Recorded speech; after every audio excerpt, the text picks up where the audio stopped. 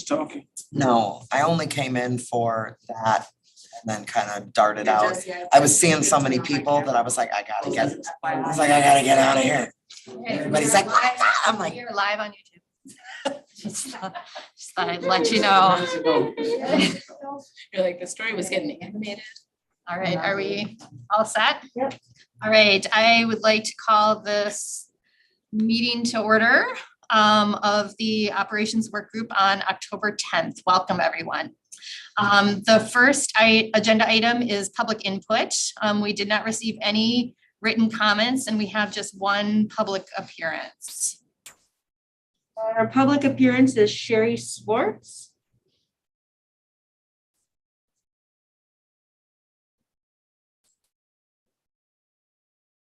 Not really see a Sherry online yet.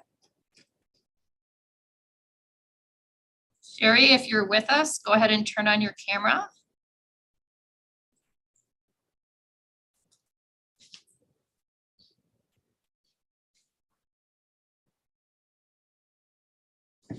I can email it to you.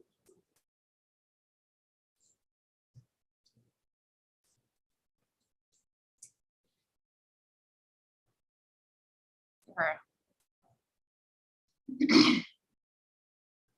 One more minute here.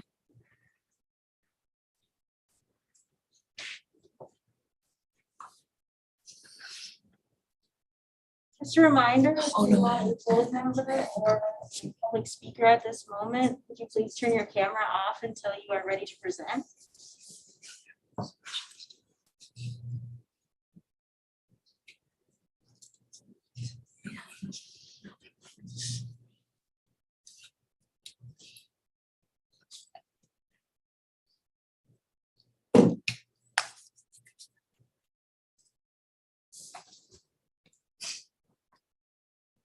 Right, we are just waiting for our public speaker.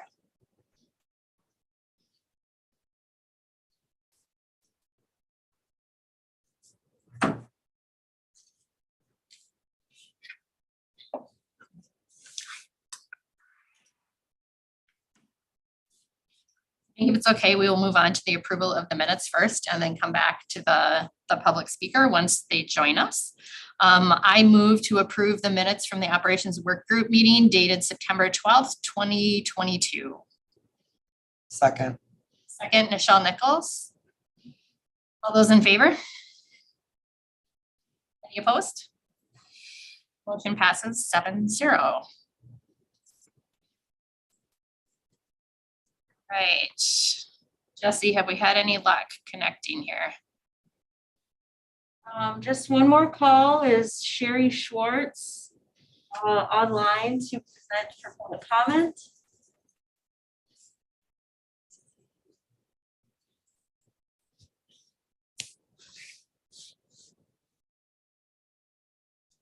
Do not see Sherry.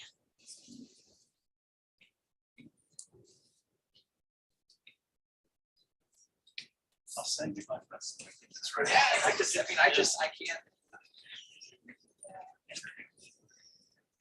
Right. I think we will move on. Have a number to call for Jesse. Okay.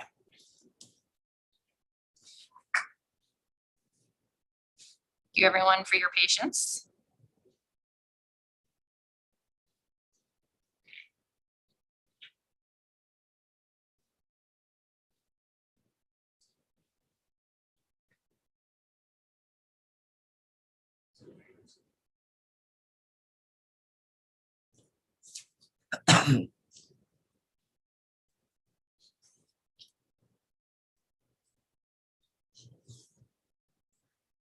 Hi, is this Sherry? Oh, okay. Want me to hang on the line until you're done?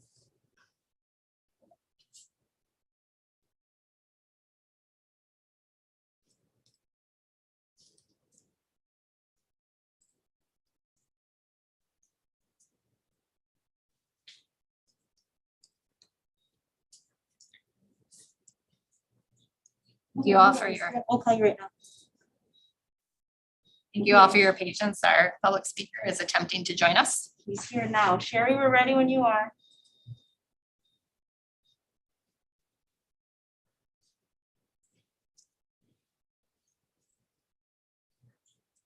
Sherry, if you are here, you can go ahead and turn on your camera and your microphone for your 3-minute public appearance.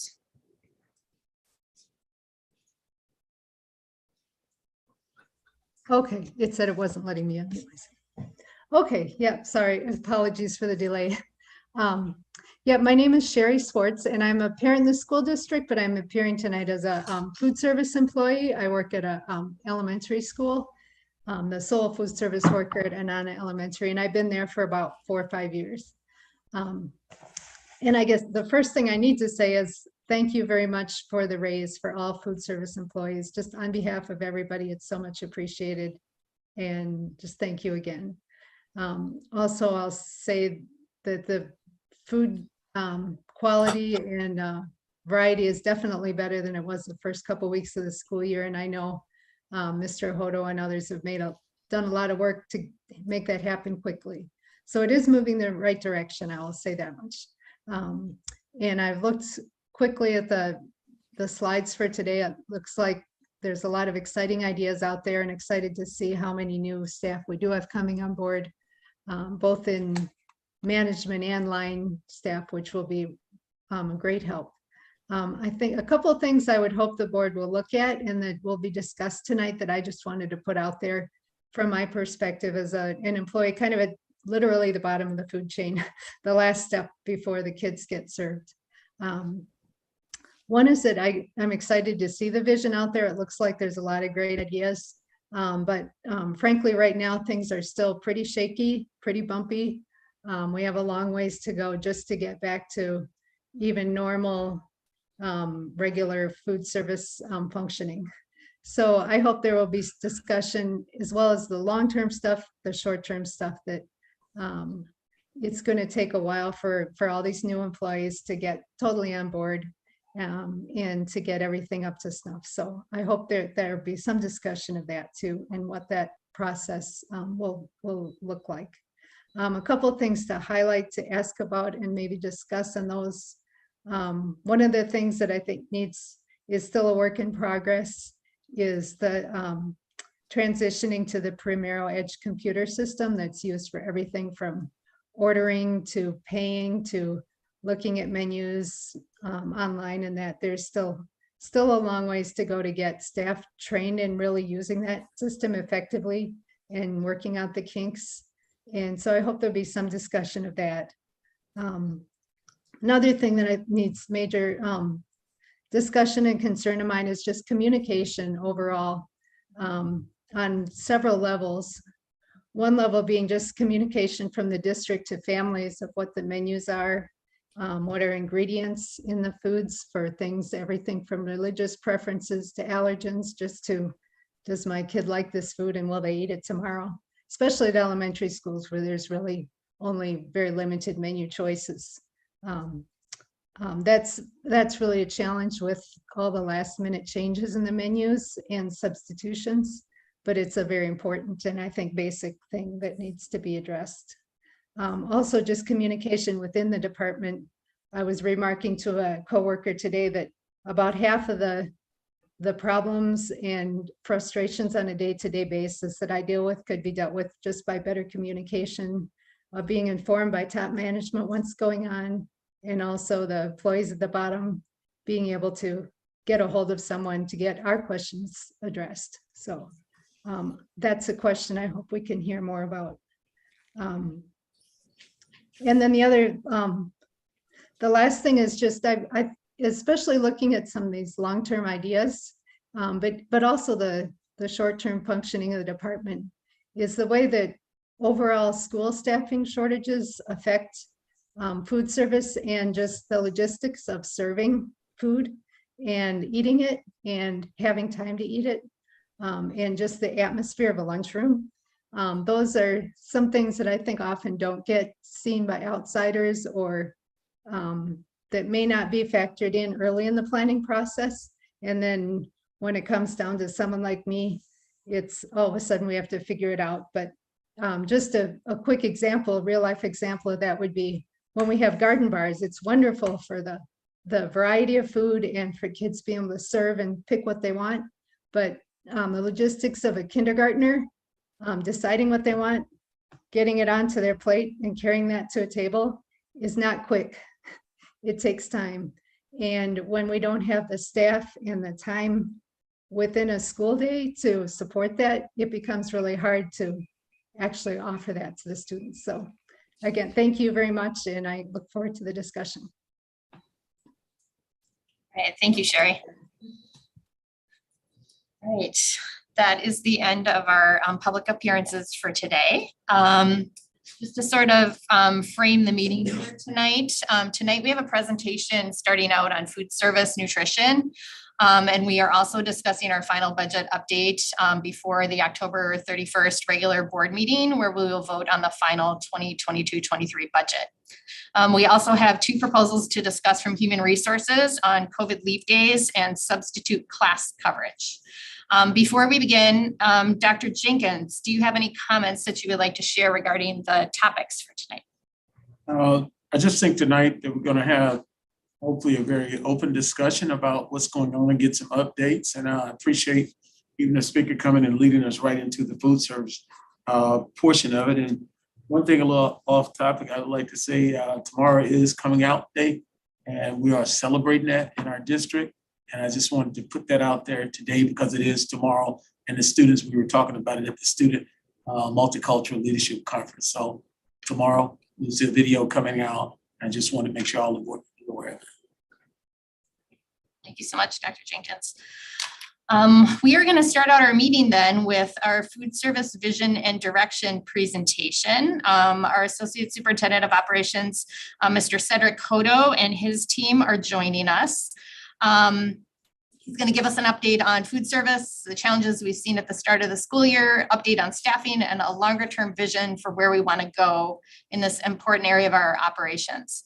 Before I turn this over to Mr. Hodo, I just wanted to also recognize that October is National Farm to School Month, where food education, school gardens, and connections to local food sources are celebrated. And I think we might be able to hear a little bit about this tonight based on our community partnerships too. So welcome, Mr. Hodo. All right. Well, first of all, thank you, Board Chair Gourmet Smith. First of all, greeting to the community, to Dr. Jenkins, community members, faculty, staff, and students. My name is Cedric Hodo, Executive Director of Building Services Operations. On behalf of the entire Building Services team and Food and Nutrition in specific, I want to thank you for the privilege of sharing an update around our food and nutritional program. Alyssa, if you can help me drive the slides, I will appreciate it. Next slide. As always, we anchor each presentation our core values. While each goal is important, the one that resonates the most with building services and food and nutrition is the district and every school in it is a place where children, staff, and families thrive. This presentation will provide the viewers an insight on how food and nutrition is supporting the Board of Education and Dr. Jenkins' overall vision. Next slide.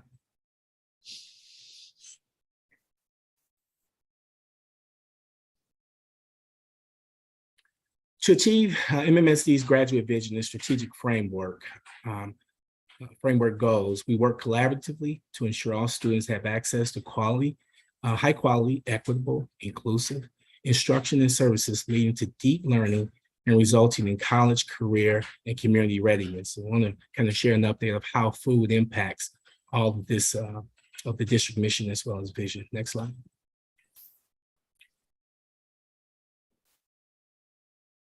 In today's presentation, we'll be bringing forth several important items. We'll talk about our new team members and staffing updates. You'll also hear from our community partners directly tonight on how partnership benefits the MMSD community as a whole.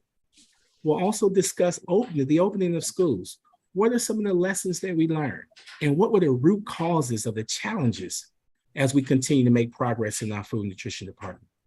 Our community partners consist of REAP, Sustain Dane, and the School of Human Ecology at the UW-Madison, which is represented by Dr. Jennifer Gaddis. Really great strategic partners helping us to navigate into a greater vision around food service. Shortly, Dr. Gaddis will share much needed stats and analysis on equipment, infrastructure, transition, and growth. And afterwards, you'll hear more about our upcoming food ideals, inclusive of menu items, the RFP that's going out by December 1st. And then finally, in this presentation, to close, you'll hear from Shannon Anderson, a video, in which she will share with you the impact of the $5 raise and how this has really lifted our team members to a whole nother level. I want to turn it over to Josh, our Food and Nutrition Director, who will begin to take us into our presentation. Josh.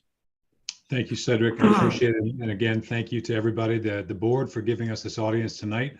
I want to introduce you to a couple of people who have recently joined the team and do a little bit of description on some other roles, not as recent. But first, I want to say we've had excellent fortune recently in rebuilding our management team.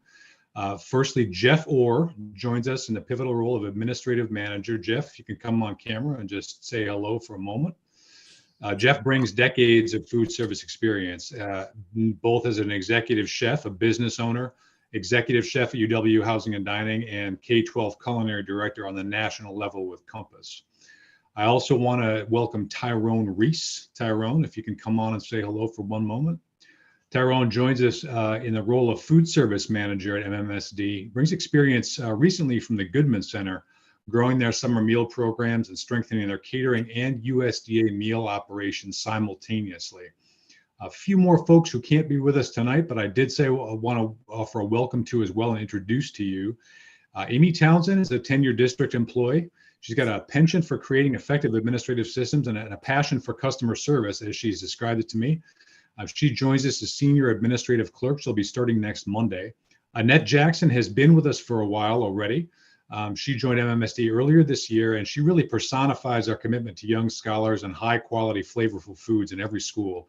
Annette is the cook lead in our food production center, but she's been helping us on a roving basis in the district. And you may have seen her in the Welcome Back video clip that we created earlier this year. And last but not least, I want to discuss briefly Shannon Anderson. Shannon's going to make a longer appearance later in this presentation.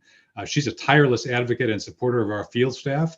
She hits the road 5 days a week to be sure our operations are moving upward and give dedicated support to our staff. It's a very important role for us, and we're actually getting ready to expand that as well. Next slide, please. Josh? Hey, Josh? Yeah. Yes. This is Chris Gomez-Schmidt. I just wanted to tell you that in order for us to see Jeff and Tyrone, they actually have to not only turn their camera on for us to see them on the presentation, they have to just say something. Oh, there we go. There they are. Thanks, Chris. Yeah. Sorry about Hi, that. Tyrone. Thank you for joining us tonight. All right, we can go ahead. Thank you. I make it through. Sorry, I was rocketing through a little too quickly there. All right, so moving on from our staffing update, just want to talk about school opening and the lessons learned. Now, this year when we opened, I think it's new. It's no news to all. The department was at a substantial disadvantage when we came close to opening. We had a series of some unfortunate timing. We had some resignations coming up just up to the week prior to opening day. We had an already lowered staff level. That was true from last year, and then we had some summer attrition, which is expected in K-12. However, it left us with very few options when it came down to school coverage and menu variety. We had to make some quick changes based on what we thought we could realistically serve. We knew we were going to be serving USDA compliant meals. Had to come up pretty quickly with a plan to do that. That also caused us to put some stress on our vendor partners in the supply chain. So there was a lot to figure out right as we opened school. And we had a little less variety than the community expects as a normal factor in our menus and meals. But I have to say that the timing of the $5 salary increase was incredibly opportune. We saw an immediately revitalized interest in the operational positions and a very successful hiring drive just following that tough opening. I do want to thank both the staff who stuck with us through that and made it work before we had success in recruitment, and also thank you to the board and Dr. Jenkins for making that move. It really did make a crucial difference in being able to move away from those first couple of weeks. Next slide, please. I just want to introduce our community partners who are going to testify here tonight, and starting out with Dr. Jennifer Gaddis. In some sense, we work jointly on a frequent basis with Dr. Gaddis and with Allison Paff-Harris from REAP. Dr. Gaddis has helped us really take a close look at what staffing model we can devise that will offer our district the best success. From the School of Human Ecology, Dr. Gaddis is the author of The Labor of Lunch. Looked very deeply into the history of school lunch and what it means to put out a really great food offering. REAP, Allison Paff-Harris, dedicated to K-12 accounts. Again, we've been working with REAP, the district has been for a number of years. And Allison and I met earlier this year to talk about what the best next moves would be for this partnership. REAP has been responsible for bringing and continuing the Harvest of the Month program, as well as the Fresh Fruit and Vegetable program. And last but not least, I want to introduce Claire Oleksiak from Sustain Dane. Claire is going to talk about the recycling efforts, among other efforts that Sustain Dane has partnered with MMSD in putting forth this year. So without any further ado, I want to turn this over to Dr. Jennifer Gaddis for her part of the presentation. Jen, are you with us? Yes, thanks so much everyone for having me. There are a few things that I would like to share just as providing a little bit more background about myself. The first is that I'm on the advisory board for the National Farm to School Network, and I also work very closely with the Chef Ann Foundation, which is a national nonprofit that really works with school districts across the country to try to transition away from a heat and serve model and towards a fresh cooking or scratch cooked model. And I also work quite closely with collaborators from the Center for Good Food Purchasing. So I would say that in all of the work that I do with the district and with other school districts across the country, I can bring a lot of comparative perspective, really understanding what might be happening in places that are really at the leading edge of trying to provide the best quality meals and meal experience for students and for our communities. So one thing that I've really noticed in the work that I've done over the past decade or so is that the best quality meals that we can provide in terms of nutrition for students and also in terms of really meeting the cultural needs of students in terms of what kind of meals they might want to consume and really accommodating dietary needs and preferences rests on the ability for us to cook from scratch. So there are a lot of different models. I know that one of the ones that we are interested in looking at a little bit more closely is Minneapolis Public Schools, which over the last decade has actually transitioned from having a central kitchen model pretty similar to Minneapolis to actually doing more of an on-site production model and having a really robust farm to school program. And in doing that investment in infrastructure, what they've been able to do as well is really shift the quality of jobs for the workers in Minneapolis Public Schools. So really transitioning to having a lot more pathways for career development for school nutrition workers. So I really encourage people to think about how these investments in labor, which the district just did, and I think that it's really wonderful that Madison has made that huge investment, bumping workers up by $5 an hour. But we also have to think about what the structure of jobs look like and also making an investment in the infrastructure to really allow for the best quality meals for our students. I also just wanted to comment on the fact that there is an ongoing effort here in the state of Wisconsin. The Healthy School Meals for All Wisconsin Coalition is working to get free school meals for all students in the state. And there's also something that probably fewer people know about called Child Nutrition Reauthorization, which is the process in which Congress takes a close look at the National School Breakfast and Lunch and other child nutrition programs and actually makes adjustments to what that legislation looks like. And one of the things that's currently being discussed is what the threshold should be for what's called the community eligibility provision. So that is one thing that we might see actually be adjusted such that a district like Madison could qualify at the district level to provide free meals for all students. And I think that that's a really important piece for thinking about food justice and food equity in our schools is how can we actually hopefully get sooner rather than later to a point of being able to offer free meals to all students. And then the last thing that I wanted to just mention is that with this Wisconsin Coalition, I'm helping to do a statewide analysis of wages, compensation, recruitment, and retention for school nutrition workers in Wisconsin school districts. And as we started to do this survey data collection a little bit earlier in the summer, I will say that as responses were coming in, even from much smaller school districts in the state of Wisconsin, the wage data and the jobs data was looking a lot better from some other districts. They were a little bit faster to respond respond to increasing compensation for workers. But now with this $5 increase, Madison is actually going to be one of the highest paid districts in the state. So I think that that's a really, really great thing that the district has done, kind of moving from a space of lagging a little bit behind to actually maybe leading in the space of job quality for school nutrition workers, at least in terms of the hourly wage. So I think I will leave it there and pass it over to Allison. Great, thank you so much, Jennifer. Hello, everyone. My name is Allison Paff-Harris, and I work with Farm to School programs at REAP Food Group.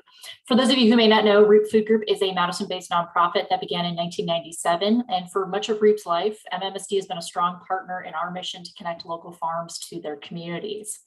One of our best known programs is our local farm to school snack through Madison's Fresh Fruit and Vegetable program. Each week, students at Fresh Fruit and Vegetable program schools get to munch on a snack that's sourced within 150 miles of Madison, with students this week getting to crunch into local apples from Munch Key Apples out of Mount Horo as part of the Great Lakes Great Apple Crunch. We're also proud of our local food educational efforts with MMSD. Prior to COVID, REAP hosted 2 to 4 AmeriCorps members annually who were able to provide hands-on in the classroom local foods education. However, as with many things, the pandemic changed our approach to education, with REAP pivoting from AmeriCorps program to virtual farm tours for students in grades K through 12. One of those tours is linked in your slides this evening.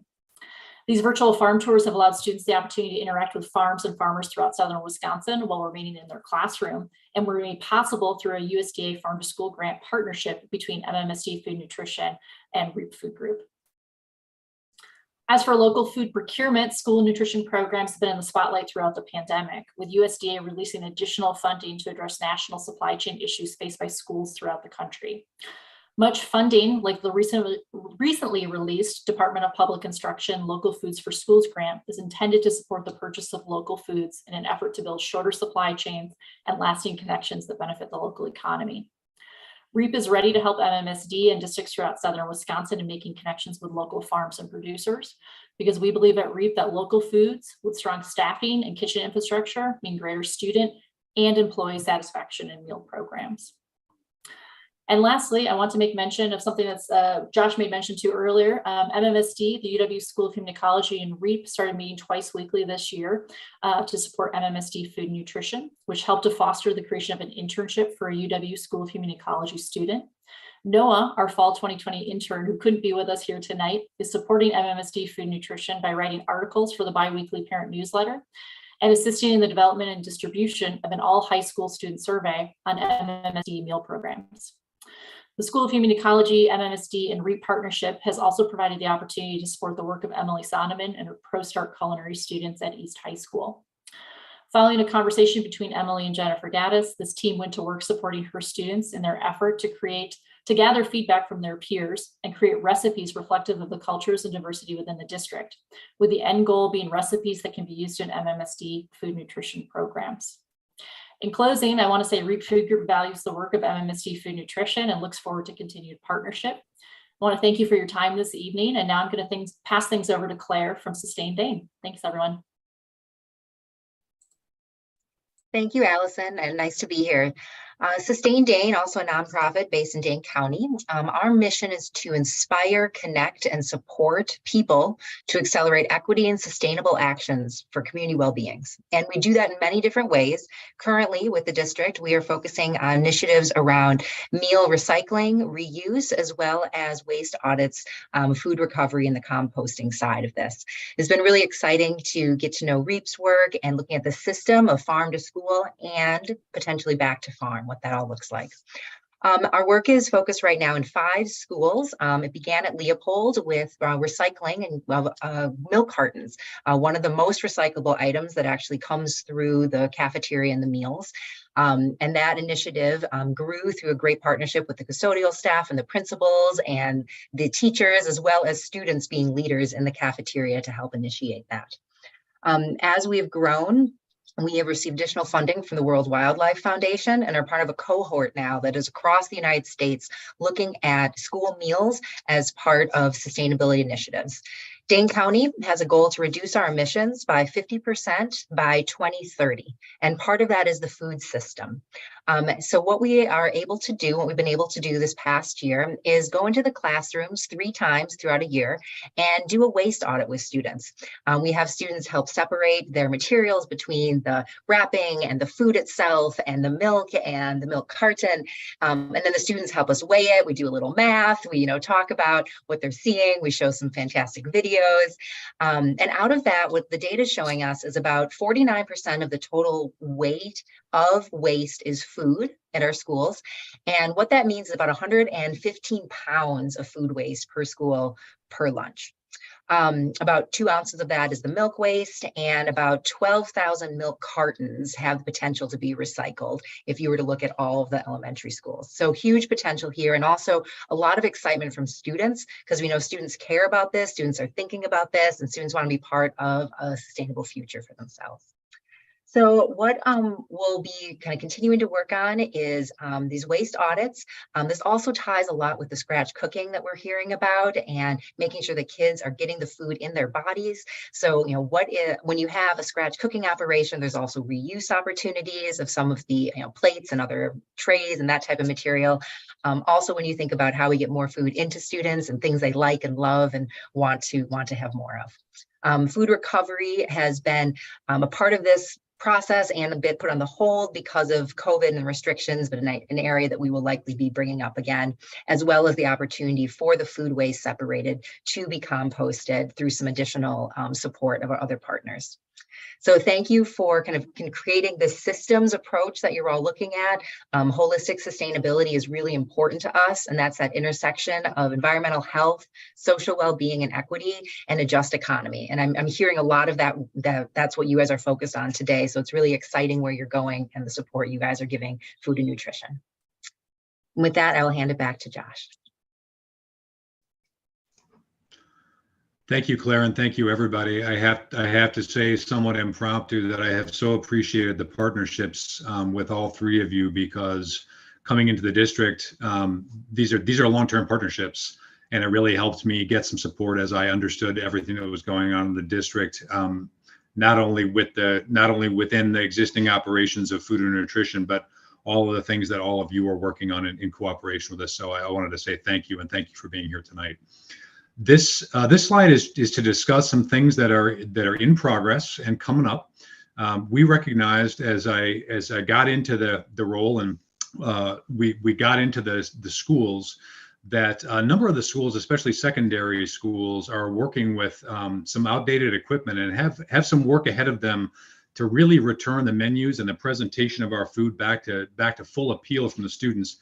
As everybody I think knows, we're turning the corner out of pandemic style operations, which were reduced to a fairly base level, and we want to come out of that strong. So we have started to go around with our vendor partner Kesnix to tour the sites, look at the equipment that's available, and talk about some new equipment and presentations that are going to help us really bring the menus that we have in mind to life.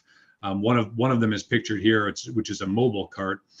That is something we're developing specifications for after the great success we've had with second chance meal programs, particularly at La Follette High School. That was kind of our pilot program, and we're now working up a business case and a case study to show to other schools because it's been so successful there. The last thing I want to talk about is incorporating Scratch Bakery. Our new tray line has the ability to incorporate this at large scale. And we've got more recipes coming up for that soon. We're developing those right now. Next slide, please. Just a few updates from the Food Production Center. Again, we're returning back to scratch cooking. We have one of our cooks back in the saddle out of the field, which is wonderful. We have 22 new hires joining the team. That's a quick staffing update from the operational side.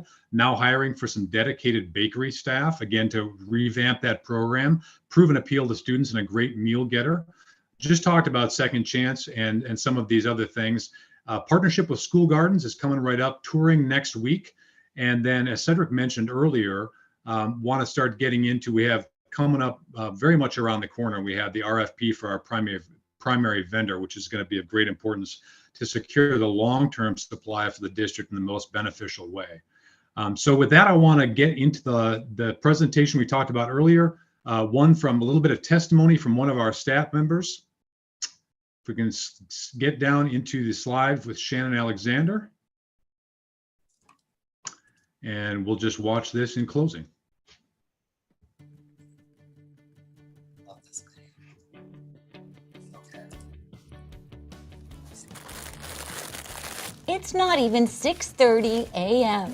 For breakfast, it's $300. For lunch, it is $275. Shannon Anderson is already an hour and a half into her workday. I get up at 3:30, 3:45, and I drop my son off and I start work at 5. Shannon's the elementary lunch coordinator for the Madison Metropolitan School District. This is for breakfast this morning, so I'm going through and labeling how many breakfasts and how many milks go to each classroom. For the past few weeks, Shannon's been working at Henderson I'm Middle not School. usually at a school. These days, she's running around to various schools, filling staff shortages depending on the need. So my main role is to do like training, support, and get everybody where they need to be and help them as much as I can. Because this single, hardworking mom is always busy. Even when it's hard, you're doing something good because you're doing it for the community and for the kids that your kids are friends with and the people who are my friends' kids and so forth. Like, Shannon also attended MMSD, and she only wants the best for the next generation. As we know, the job market is hot and people are looking and leaving and going other places. And so making sure that we can retain our great talent and our individuals who are doing the good work in our schools is important to us.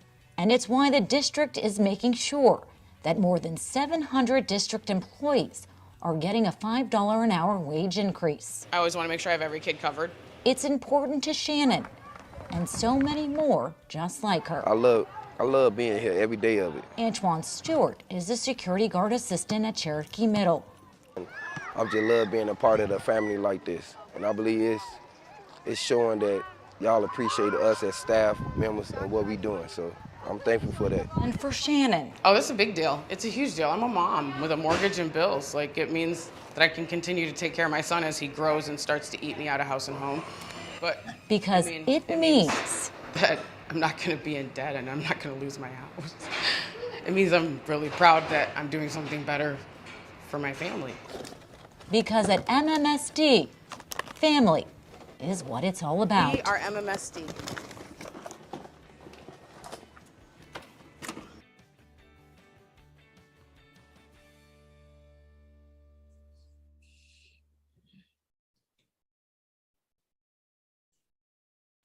All right, Board Member Gomez Smith, we'll turn it back over to you. And I'm going to thank the entire team, Josh, our community partners, and the food nutrition team for their support in this presentation.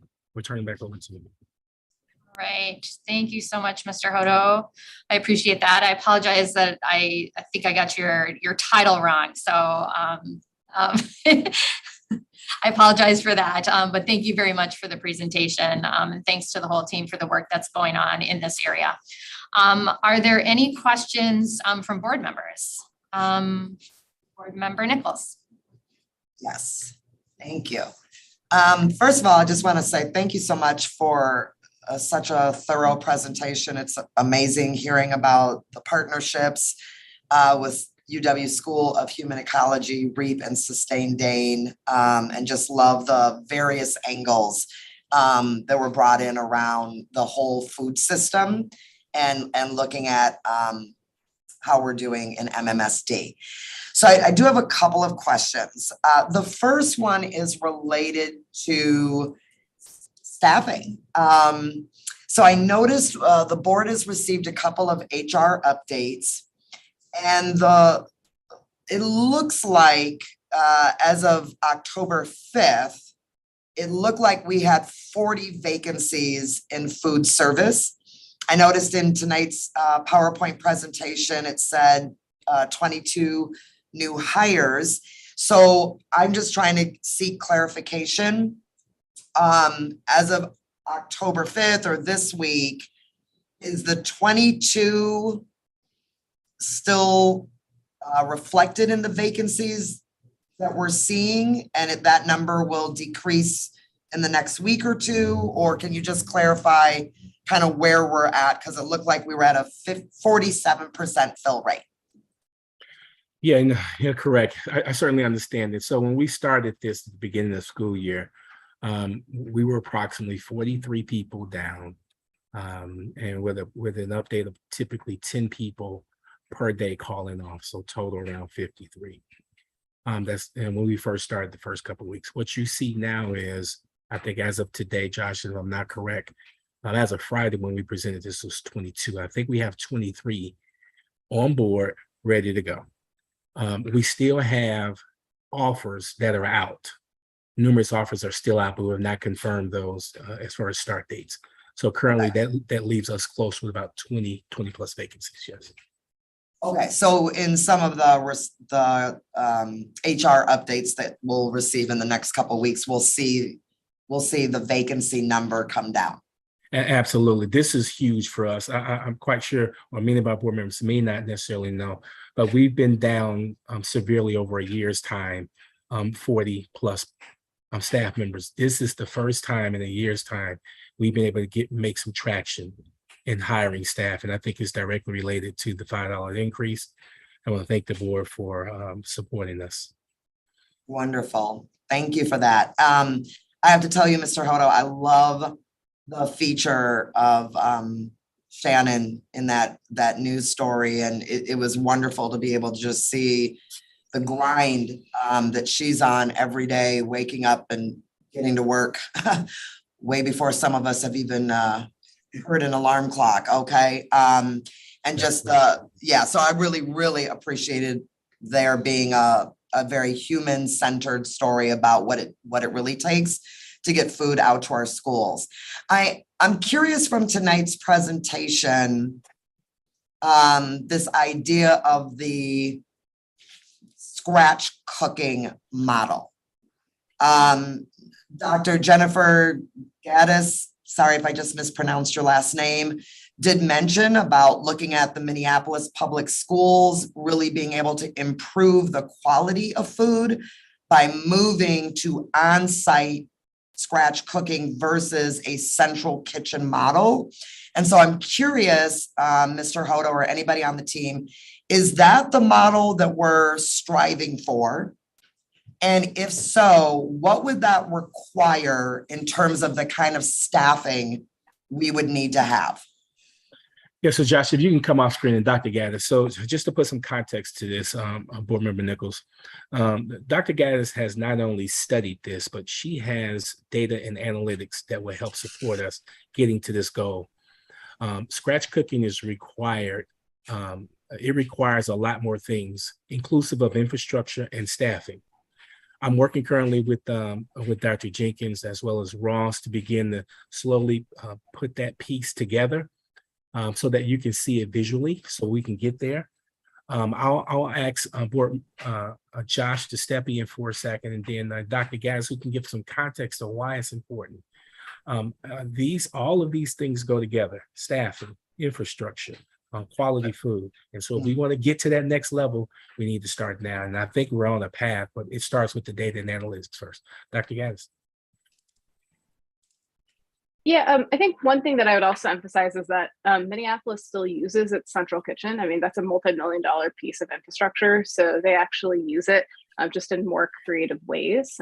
So they have really moved to using it as kind of like a giant prep kitchen to essentially take local products and also to take a lot of ingredients that they use in their different recipes and be much more intentional about phasing out what they call ingredients of concern. So a lot of the different kinds of additives that you might find in like pre-processed food that a lot of parents and caregivers, I think, want to see no longer in school food items are things that they're able to really phase out of their menus because they have a lot more control over what they're putting into their recipes.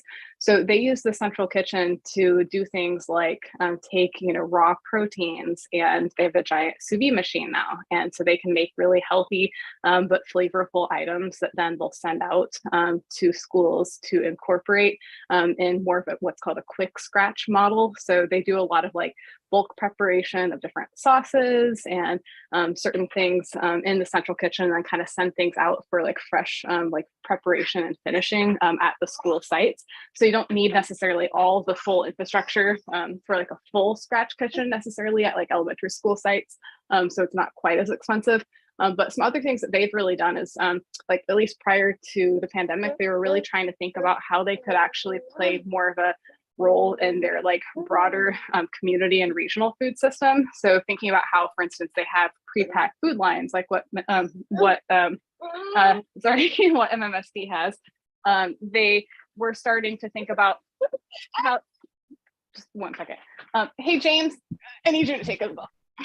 So they were starting to think about how they could use their existing infrastructure to be able to contract with basically like other entities around the city that needed access to like high quality pre-packed meals. So thinking about like Meals on Wheels or different childcare facilities that might not really have full meal preparation, but need really good nourishment. Then they were also thinking about how a lot of private schools and like smaller rural districts around them didn't necessarily have infrastructure to like take farm to school kind of product and pre-process it. So they were really starting to think of themselves as moving into more of this space of being like a regional food hub for quality school food for their region, and to bring in revenue through kind of those contracting models. So as they started to really develop capacity to cook from scratch in their on-site kitchens, I think they were able to start really thinking about in creative ways how to use the central kitchen infrastructure differently to serve a broader range of populations in their community and create more revenue sources into the school nutrition program, so that it's not just the free and reduced meal reimbursements and like the payments from families coming in, but sort of a more diversified revenue stream. Right, excellent feedback. Thank you, Dr. Anderson. Board Member Nichols, any other questions? Yes, I do have two additional questions, but just related to that, just to bring clarity in my mind, we are still doing some scratch cooking in MMSD, correct? It's just not at this, it's not at a all site-based model at this point, or correct me if I don't have it right. You are correct. So from our production center, which is very critical, and what you saw in the beginning stages of the school year, our production center team members were dispatched out to schools, which did not allow for us to cook from scratch in the production center. And so that was the really crux of the matter. As they return back, you will start seeing more robust items, of course, in our food chain. But yes, to your point, we would like to get to more variety, more options in the high school levels. It's our vision to have the highest form of food service operation. And to do that, we're going to have to cook. Our high school students deserve more options. When you think about college and career readiness, if you go to UW-Madison food service operation, they have well over 20, 30 plus options to choose from. They have their dining program is significantly, it's upscale. You'll really love all the variety options that they choose. I think we should start educating our kids right now around what's needed, what quality food looks like, as well as what scratch cooking looks like. And then Josh can always talk about a little bit more about the program. For your reference point, Josh is an executive chef. Tyrone is an executive chef by trade. Myself is an executive chef by trade.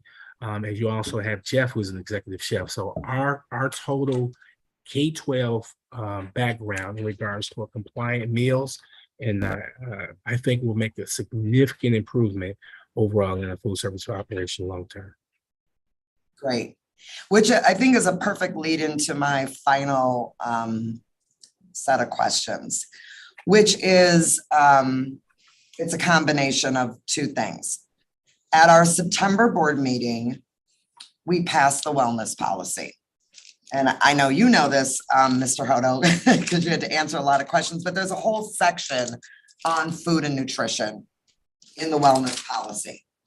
And in that policy, we do have language in there about seat time, meal seat time, as well as what is communicated to families and how menus are created by a dietitian. We did hear some public comment tonight. So I'm trying to bring the two things together around kind of what's happening in our day-to-day. So my question is, can you tell us if the meal seat time as currently approved and written in the wellness policy, is that being met, and how do we monitor if that's being met? And then the second thing is, as you all are creating menus and communicating out to families, what is the process when you have to make substitutions or changes to the menu in terms of communicating to school staff and to families? All right, that's Josh. Let's pull Josh off the screen. And Ursula, if you could come off screen for just a second. Josh, let's go after the first question from a meal compliance standpoint. Josh?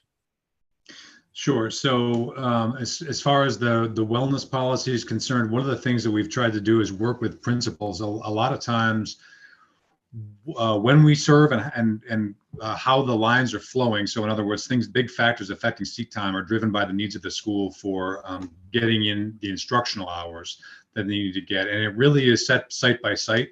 So one thing we did this year was to put a record in place. So we were polling the sites to find out when their meal times were happening. I've been trying to stay in touch consistently with the school staff to make sure that if changes happen, we're abreast of them. It can be a lot to keep track of. So in answer to your question, I can go back and actually find out site by site if every site is able to comply with those seating time requirements. And I'll get back to you. I'd be happy to. Mr. Perkins, thank you. Did you say serving time is included as part of seat time?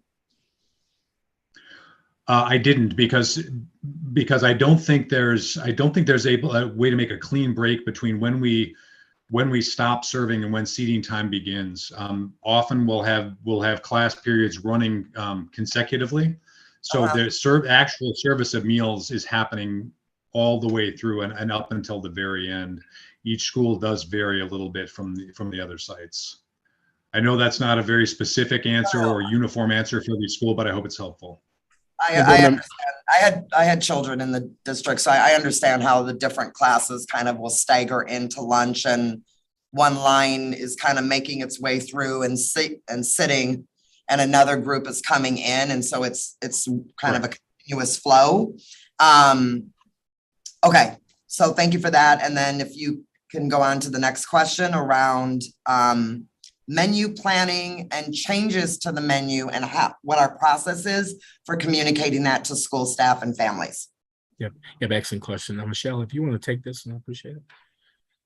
Hi, everyone. I'm the registered dietitian with the district. As far as menu changes, once the menu changes, or once I receive the menu changes, we do send information out to our schools to let them know of any, to let them know of any changes that will actually take place. Yeah, Boardman Nichols, I'll also add to that. I think part of what you're hearing from our community is, did we give them enough time to pivot? From our vantage point, particularly the opening of schools, I think we've settled in right now. We can just about see the items coming in. If we place an order a week in advance, sometimes there's some shortages in items coming in. And so we're having to pivot. From the vantage point of ensuring the menus are up to date, the websites are up to date, I think my team will do a better job. We're working with our Office of Communications to make sure that we update it on a frequent basis as soon as we get the information, one. And then number two, we're also sending information out to the schools to let the schools know whenever we have pivots in the last minute. But to your point, I do think our team can do a better job of notifying so that our community members can plan better. Great. Thank you so much. I appreciate all of the hard work of the team. So thank you again. Great, thank you. Thank you. Board Member Simpkin. Thank you. So I have a couple of additional questions. Thank you, Board Member Nichols, for asking several of mine already. I'm wondering first, can you talk about, Cedric, would you talk about the Second Chance Meal Program? What is that? Yeah, good question. Josh, I think you can take this one here if you want to talk about it. Sure. Second Chance Meal Program describes whether it's breakfast or lunch. The essence of the program follows a trend that we've been seeing in K-12 more and more, which is that if you limit the ability to feed students to the predetermined serving times that have been kind of fit into other factors, you lose a lot of potential. And so particularly in the secondary grades, as students get older and they really, they need every bit of rest they can get, they'll sometimes arrive at school and not have adequate time to actually make a trip to the cafeteria, make a special trip, get the meal, have the meal. Second chance meals simply refer to exactly what it says. It's a second chance to eat, and you can catch them a little later in the morning when maybe their appetites have caught up. Maybe they've started their day and they've actually had a chance to get oriented to what's going on. And along with this, what we've done at La Follette is not only offer it at a different time of day, but actually offer greater access by having the food available in a different location. This tends to be key to those programs as well. If you find students, particularly like in a passing time situation between two instructional periods, you say, well, this is when they're hungry. This is when they have some time to eat. And this is where we can offer the food that's convenient for them. That's what a second chance program really consists of. The meal is not typically different. It can be a very simple meal, but you're trying to offer it where the student is when they have the appetite and when they have the time to eat. It's all about convenience and access. And Board Member Simpkins, I'll add just one context to it. The reason why it's so important, we have numerous delays, from bus delays to metro buses coming late. And numerous times our children are getting there. There may be doctor's appointments during the daytime. They're hungry when they get there. And unfortunately, they don't have an option to go. And so we want to try to be at strategic locations throughout, particularly the high schools, throughout the schools where our kids can grab something, grab and go eat a meal. A hungry stomach is a direct deterrent when it comes to learning. And our goal is to figure out a path to ensure, despite our children's challenges when they get to school, they should and they will have something to eat. So I really appreciate that. And that's making me think of some follow-up questions. So are these meals that are run through the USDA food reimbursement program, or are these grab and go for anybody who's walking by? Yeah, the answer is yes. Yeah, sorry, Cedric. It's both. They are reimbursable meals, and they are offered in access points where students find them most convenient.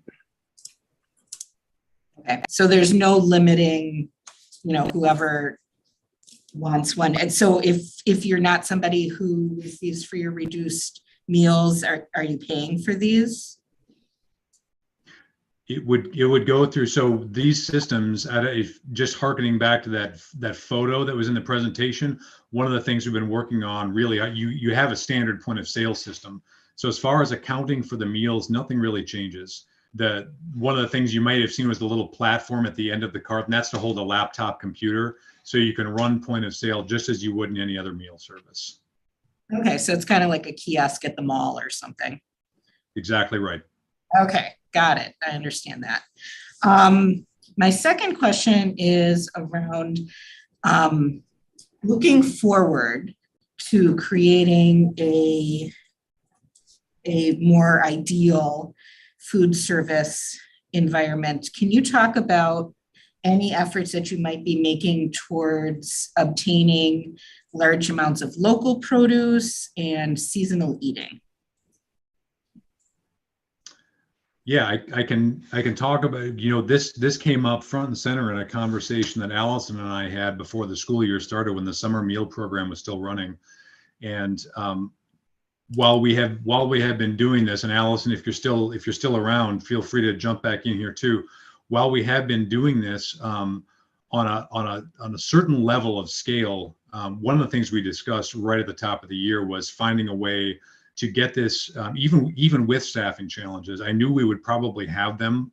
We've had remarkable success, but we discussed, even with a staffing challenge, how could we get something local that was pretty much ready to go? The example that I used at the time in that discussion was a winter squash that was already peeled and cubed and could be roasted with some simple warm spices and end up in an elementary meal. And that's something I'm really shooting for, is to be able to continue to do things that are promotional and have to do with nutritional education, but also really scale up our efforts in this regard. I don't know if Allison's still on the call, but she may have some comments there as well. Yeah, I know at REAP, we're exploring a few different options to help not only MMSD, but other school districts throughout Southern Wisconsin look at sourcing local products. One of the things that we've often heard is, volume, and that one farmer might not be able to meet the volume that, say, MMSD needs. I'll give a shout out to our wholesale readiness platform, which is currently kind of in its beta stages, but the goal is to be able to have a single platform for farmers throughout Southern Wisconsin to load their product on a week-to-week basis. So let's say Josh is looking for that butternut squash, rather than having to call up those multiple farmers or reach out to me and kind of have this tag team effort of, reaching out throughout Southern Wisconsin. We can go to the wholesale readiness platform and we can source that product from, say, 2 or 3 different farmers in one go. So that we're hoping to start onboarding some schools to try that out within this school year, and hopefully we can have that up and running and be a really efficient place to help bring in local foods. And one of the things that REAP is always exploring too, just in community partnerships, is local food processing. It's a big key in solving how to bring in local foods to schools and school districts. I know there's a lot of interest, but we'll see if that comes to fruition in the Madison area. We'd really like to, and we of course support it, but seeing how we can make that happen. Thank you so much. Thanks, Alan. And Board Member Simpkins, is one thing from a contextual standpoint to add. Keep in mind, for the month of September, our food nutrition department put in a rec $647,000 to work with from our local partners. I think that's significant. That is huge. It allows us to get the best quality product in the shortest limit of time, and it's local, and it supports our regional and local farmers as well. So that's inclusive of Maglio and Company, Marchese, and Lafredo, and Baraboo Cisco. So these are, again, strategies that we can continue to deploy to ensure our kids have the best. Thank you. Board President Muldrow. Yeah, so I want to thank you all so much for all the work you're doing in this presentation. It was really nice to see all that goes into the food that we serve to our young people. And it was also really beautiful to see the folks who are doing this work directly recognized for, how much their contribution means to the daily lives of our kids. I want to start by asking a couple of questions to our partnership folks. So the board committed to having zero carbon emissions by 2040. How does our plan for food align with that? So I'm thinking about things like composting and single-use plastic and how those are kind of, one, how do we think composting will grow at the district, or how can we operationalize that throughout the district in order to have a more environmentally friendly approach to waste? So I want to aim that question at Sustain Dane, as well as, what is our commitment to discontinuing or banning our use of single-use plastics as a district? And I want to aim that question at you, Cedric. Yeah, so let's take up Sustain. Claire, if you want to speak to that, and I'll speak to the single-use plastic. Yeah, so our model is demonstrating at a limited number of schools, finding out what's working, learning the successes, and then preparing to roll that out. So this year we will be working with 2 schools to take food waste and turn it into compost. So I'll be able to let you know about a year from now kind of what we learned in that process and how scaling could be possible. About 20% of the landfill is food waste right now. That is a huge amount of our landfill. In fact, our landfill will be full in about 8 years, and the city and county are expanding. And that is going to be called the Sustainability Campus in this next expansion. And managing food waste is a really important part of that. One of the things in sustainability that we're doing is we're working with really audacious goals, right? No one exactly knows how by 2030 we're going to meet these goals. And we have it there, and we're going to be working, and we're going to keep trying things and adapting, because we can't not meet it. So I really appreciate that you guys are also committed to these goals and working on them, and we're a partner for you on that path. Sustain Dane, can I ask which 2 schools are you working with for composting this year? They've not committed yet. We're trying to give them about 6 weeks to 2 months to get the school moving yet. But I can let you know our first 5 schools that we worked with were Leopold, Stevens, Lakeview, Shorewood, and Thoreau. And I anticipate it'll be 2 of those schools that we'll ask if they would like to move forward with the compost pilot. Is there a reason why we're kind of doing composting specifically at elementary schools and not trying it at middle or high? Yeah.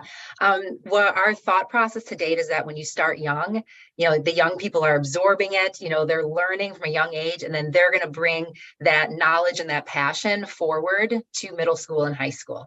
So, kind of the most impressionable, I'd say, age to start with elementary schools. Also, we have the most number of kids eating the food at the elementary school level. So just, the volume and the amount to make an impact is at that level. Thank you so much. And then Cedric, do you mind speaking to kind of our relationship to single-use plastics? Yeah, ultimately, to get away from that, we will have to go scratch cooking in elementary, middle, and high.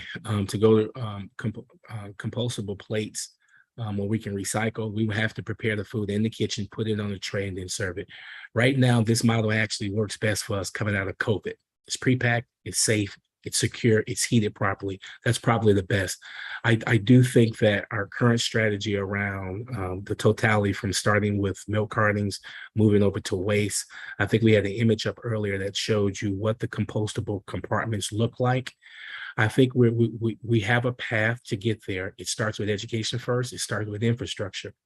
And then ultimately, I think it comes with community partners and training around this. This is a huge topic for us. We know the importance of it. But we're not there yet in regards to single-use plastics. It's going to take us time to get there. I think as a board member, I'm kind of obligated to tell you that if somebody proposed that we ban single-use plastics for the district, I would vote for it. And I'd vote for it because I think it's in the best interest of our long-term future for our students that we protect our environment. And I say that because I hope we can foreshadow well enough that that's something we're interested in doing, or at least I'm interested in doing, so that you can be prepared for it and kind of know what we need to do to make that leap. And I think so much of the work you're doing is preparing us for that. And for that, I'm tremendously grateful. So thank you for speaking to that question. I want to direct my last question at REAP, although also at you, Cedric. So REAP, I greatly appreciate the work that you all do. This is not meant to sound as a criticism in any way, but my partner has worked in our schools for the last 8 years, and he was working at an elementary school when he started with a really diverse population of students. And oftentimes kids were getting kind of like raw sweet potato as a snack, and kids weren't eating it. They were really struggling with eating some of kind of the raw vegetables that their class was getting. I'm curious about how you all are making nutritious food into food that kids want to eat. As a mom, I'm like, any tips you got, I'm going to take. The other thing is how are we making sure our food is culturally relevant and representative of the really diverse group of students that are eating at our district every day? Those are really great questions. I will give the background with the Fresh Fruit and Vegetable Program. I come under REAP, I'm here a little over a year, so learning, there's some great historical records to see what's been served and what's continued to be served. Having the opportunity to work with Ursula and Michelle Ballard, it's been really great to chat through what the Fresh Fruit and Vegetable Program is going to grow into, having Ursula come on in February. And so now we've been able to really develop a good kind of teamwork and brainstorming of like, okay, here's where things were the last year. From my understanding, where can we take this? Where can we grow? One of the things that, I've seen in feedback from the Fresh Fruit and Vegetable Program from past years, as well as the survey that I put out, was just that, hey, we're getting some of these raw vegetable products, which are common in the Midwest in the winter months. It's not it's not nutrition unless it's consumed. And so one thing that Ursula and I have been brainstorming is, can we, yes, always encourage kids to try those things in their first raw state. That's one of the components of the Fresh Fruit and Vegetable Program, is that it's served raw, or if it's cooked, it's actually cooked in front of the students, which isn't just doesn't work in our current structure that we have. But if it's serving raw, can we look at serving a dip alongside of it? Because often that's one of the ways that students are going to find it to be more more tasty or more appealing, or say, hey, first try this carrot, but then let's see if we can do a dip, which is allowable in the fresh fruit and vegetable program. So that is something that we're looking. Addressing cultural diversity and representation, I think that's something that's always a work in progress, and I'm definitely open to feedback of how we do that. One of the things in thinking about planning out for this year's fresh fruit and vegetable program, I'll let you know, I learned a lot over the last year. I will say there were definitely bumps in the road and things that figuring out as to go along, but trying to do some more forward, in a sense, forward contracting of items that I know are well liked by students that we can get on the menu again, and then also trying to explore some other things. So I'll let you know. This year's apple crop is a bumper crop, and we're going to have apples through every month throughout the school year up until I think we have hopefully January, February is our goal there. And then we've got carrots served monthly. One of the pieces of the fresh fruit and vegetable program contract with MMSD is that we try not to serve the same fruit or vegetable twice in a month. So kind of making sure that we've got at a minimum 4 different fruits or vegetables that are served.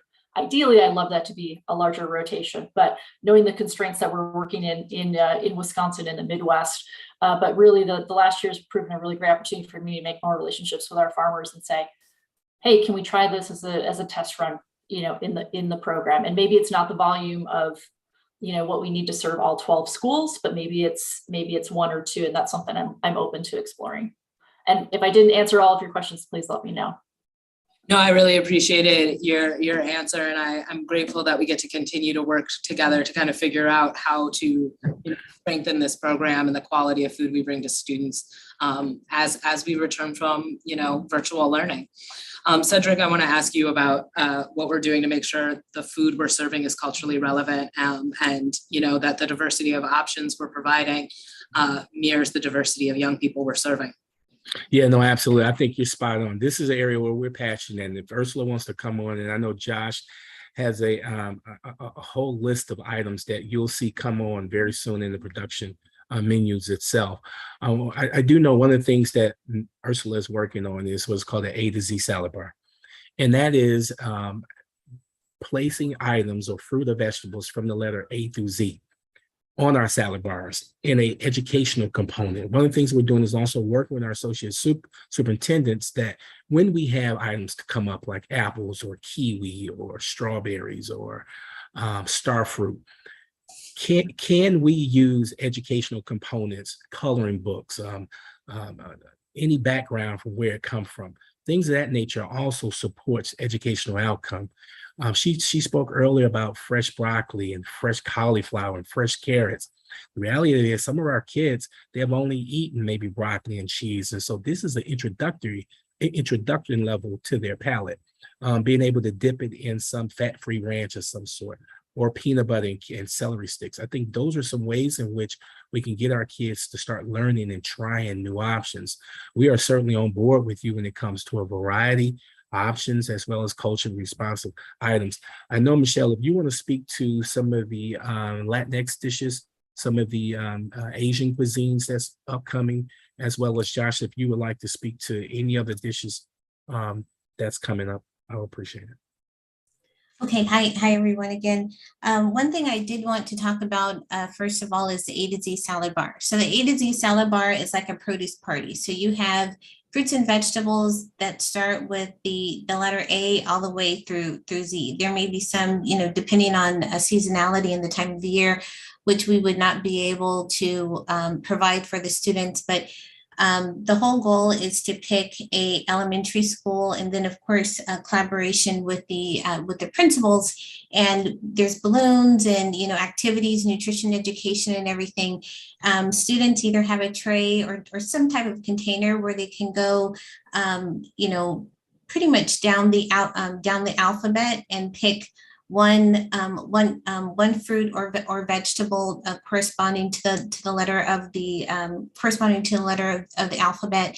And for those students, for example, if it's K for kiwi, if that's something that they don't like, we do encourage them to at least try it. And then there's also nutrition education along with each one of those as well. The USDA just recently came out with some new nutrition education materials that are available to schools as well. I just saw an email a couple of days ago regarding that as well. As far as some different recipes that we're trying, bringing back some old favorites, like for example, our taco salad. Last school year we used the beef. This school year we'll be using chicken. Trying some other different things, homemade quesadillas, homemade burritos, tacos. I'd really like to try, there's a school district on the East Coast. They're making homemade pupusas, tamales, and also we'll be trying out a chicken teriyaki as well. And then some other dishes. Another thing is expanding our repertoire for vegetarian items. Even though our vegetarians in the district is a smaller percentage, we do want to make sure that we have quite a bit of variety. And we did bring in a veggie burger this year, but we definitely do want to expand that as well.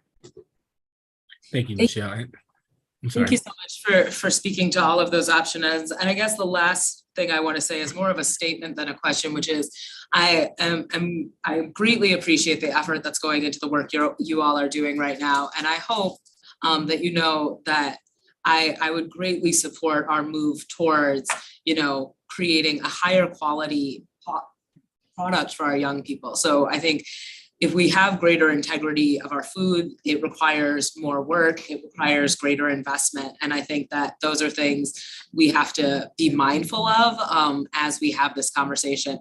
So I hope that when you come back to us, you talk about the infrastructure it will take to start cooking from scratch, how we'll utilize our central kitchen, which of our schools have commercial kitchens and are actually capable of, getting food out in front of students, because I know that number is low. The other thing is what we need in terms of equipment and investment upfront to do this and to do it well. But until we get to have that conversation, I'm very grateful that we had this one.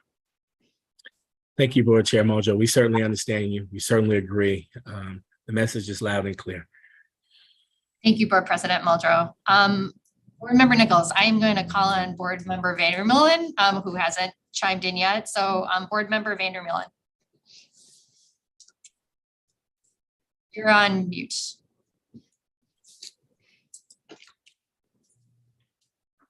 There we go. Yeah. My questions are as follows. On the single-use plastic, everyone is great on getting rid of them. There's only one thing that needs to be taken into account before we do also, and that is disability access.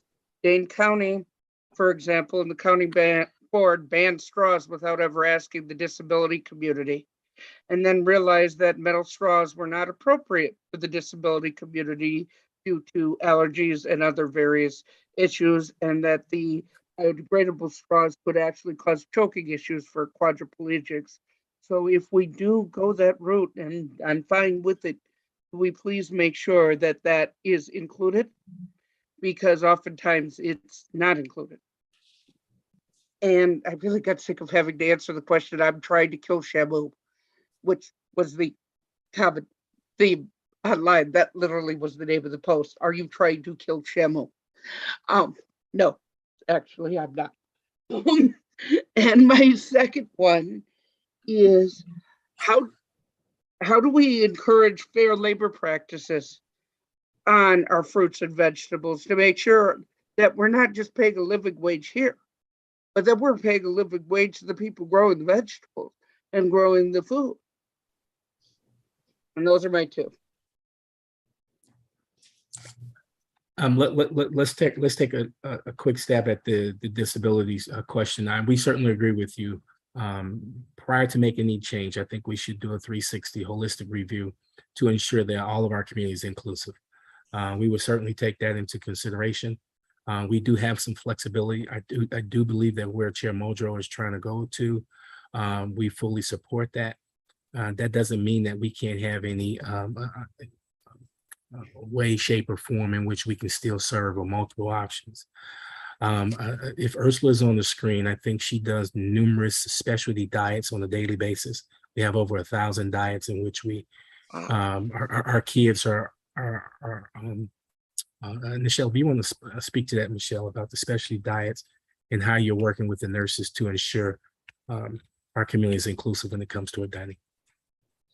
So regarding the special diets, I communicate with nursing, not only with the special diets, but also the carbohydrate counting as well. So I do make sure that all students do have access to a diet that actually meets their needs. We do ask that we have documentation from a physician or another healthcare provider to actually ensure that the meals that we are providing actually meet their needs. So I do plan weekly meals to ensure that happens. And then also regarding the carbohydrate counts, that's also available on our new link with a School Cafe, which also provides our carbohydrate counts as well. And Josh, if you can take on the question around labor practices, make sure that you share DPI and our ability to not even purchase from anybody except that they're vetted through DPI system. Josh. Yeah, that is one aspect of the purchasing program that we're involved in. It actually gives me food for thought too for future endeavors. As you know, as Cedric alluded to earlier, we pass through a competitive bidding process. That's a formalized process for produce procurement. And I think that plays into our efforts with REAP too. That's something that Allison and I could dig into to take a look at practices with local produce in particular. I think to me, that's one of the real benefits of purchasing as locally as you can, is the greater familiarity that you have with all of those systems and whether they meet your approval. But I think that's ripe material for looking at the competitive bid process and saying, let's choose vendors who meet our standards in that regard as well.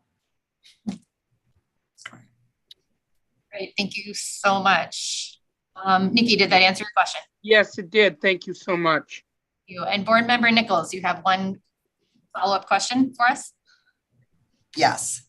One statement, one follow-up question. So the statement is, it's great to hear Ms. Ballard talking about kind of how the menu is designed and all of the recipes and kind of nutritional values that are being developed. There are two opportunities that I think we have in front of us. One is, we know that Wisconsin, and in particular, the Madison School District, sits right on Indigenous Native American lands.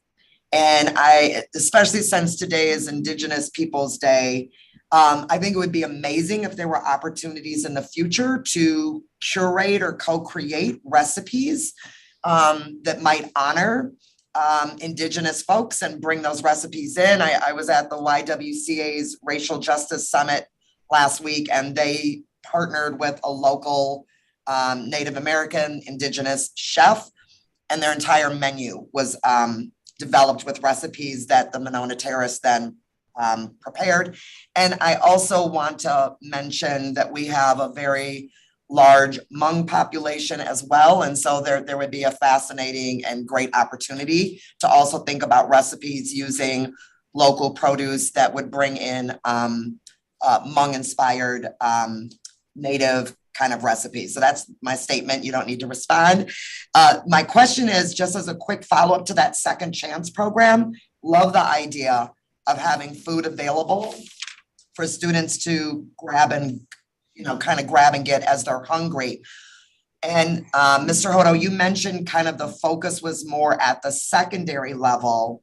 I'm wondering, is there any connection to our Title I schools at elementary or middle school as well? Or is it just a secondary, like, is that middle and high school approach, or can you just clarify that one piece? It starts with the high school approach first, and we'll trickle our way. It's really based upon infrastructure or staffing. When fully staffed, we have 7 people at the high school. They can be in strategic locations while the other 4 or 5 team members are cooking and prepping for lunch. In elementary schools, we only have 1 person staff. And so they can't be at strategic locations and still prepare for lunch. So it really boils down to, let's start with where we have the most manpower and then work our way down. Okay, great. Thank you for the clarification. Thank you, Chair Gomez Schmidt. And I have just 2 quick questions. I do want to thank Sustain Dane, REAP, Dr. Gaddis from UW for being here with us and for being in partnership with us as we try to figure out our food system going forward and making it more local and sustainable. So I just want to underscore what I've heard from a lot of board members tonight is the support for this work going forward. I want to backtrack us up to some basic questions about our current food service as we are doing this on a daily basis and trying to get up to speed with staffing. I am curious, what I have heard from people who are working in food service in the buildings is the challenge of having someone to ask questions of at Central Food Service if there is an issue or a pivot that is needed or something doesn't show up on a truck on a daily basis. Do we have someone in the new staff members that are being added that is going to work on that sort of problem solving and connecting with the school staff? Yeah, great question, Josh. I think we had this on our meeting today. Josh, if you want to take what we'll do moving forward, now that we've just recently staffed, 2 managers recently came on board and 1 additional manager just came off FMLA. So Josh. Yeah, thank you for the question. And it's extremely relevant. It's been on my mind because one thing I've seen since I came in the district, and I think this is partly a function of how low staffing has been in both operational and the management side, is that I have seen a syndrome where I think a lot of staff are not sure who to ask which question to, that there are certain areas that managers are covering and can be safely assumed to have an answer to or have the resources to find the answer. And so that's one thing that I've been clarifying as the new managers come on, where the roles and responsibilities are, so we can be as clear as possible with staff about saying a phone call to the Flom Road offices could be a general phone call, but here's where to direct your call for the best and most satisfying answer. I think that's been absent. It was absent when I hired on, and it was a case where I could see that a lot of people were fielding phone calls and there was a lot of relaying of information. I'd like to cut that down and make it a lot more direct and offer that clarity to the field. Yeah, that's great. That would be much appreciated. I think that would reduce the stress on an already reduced staff that we're trying to build up in order to provide the food service in our schools. So, and if there's a way for our food service staff in the schools to give you feedback on what's working and what's not, and what's improving and what's not, that would be great if we have some sort of communication pipeline back to you to get that feedback too. If I could comment really quickly on that, just to follow up, Jeff Orr and I just discussed this today. It was actually a suggestion from the field on menu participation and popularity of items. And we have a formal system. It's not a survey, it's not a Google poll. It's going to be consistent and rolling forward for staff members in the field to be able to access quickly a file and offer feedback on what the most popular or least popular menu items are, so they can contribute to this and we can formulate our menus that way too. Great, thank you so much. And then my last question that I have is just at the start of the year, we switched from every student in every school being able to access free lunch to having to sign students back up and families needing to fill out paperwork. Do we have a sense of where we're at? Have we reached all of the students and families that need to be reached? Is it still a work in progress, or how is that piece going? In a strict sense, sorry, Cedric. It's in a strict sense, it will be a work in progress until we can see the results from the expiration of benefits deadline. That's 30 days after the first day of school. So that's fast upon us.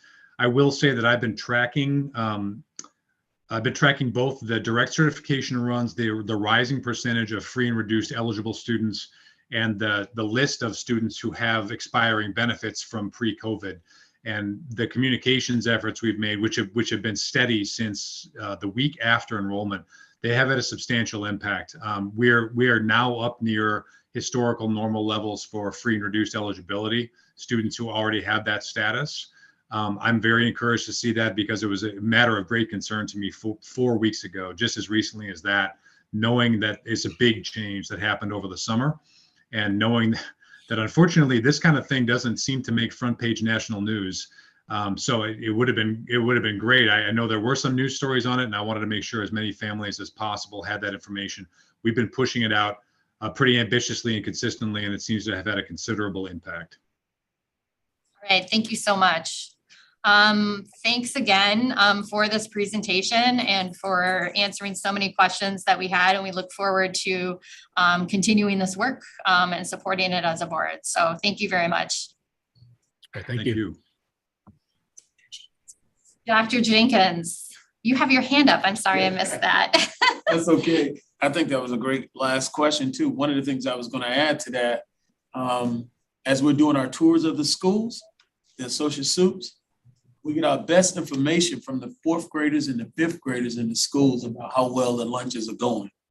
And if there's any information to be communicated, they're sometimes saying it to the associate soups and they're saying it to myself. And I just want to thank our entire team for this presentation, because you just don't know how those 3rd, 4th, and 5th graders will wear me out.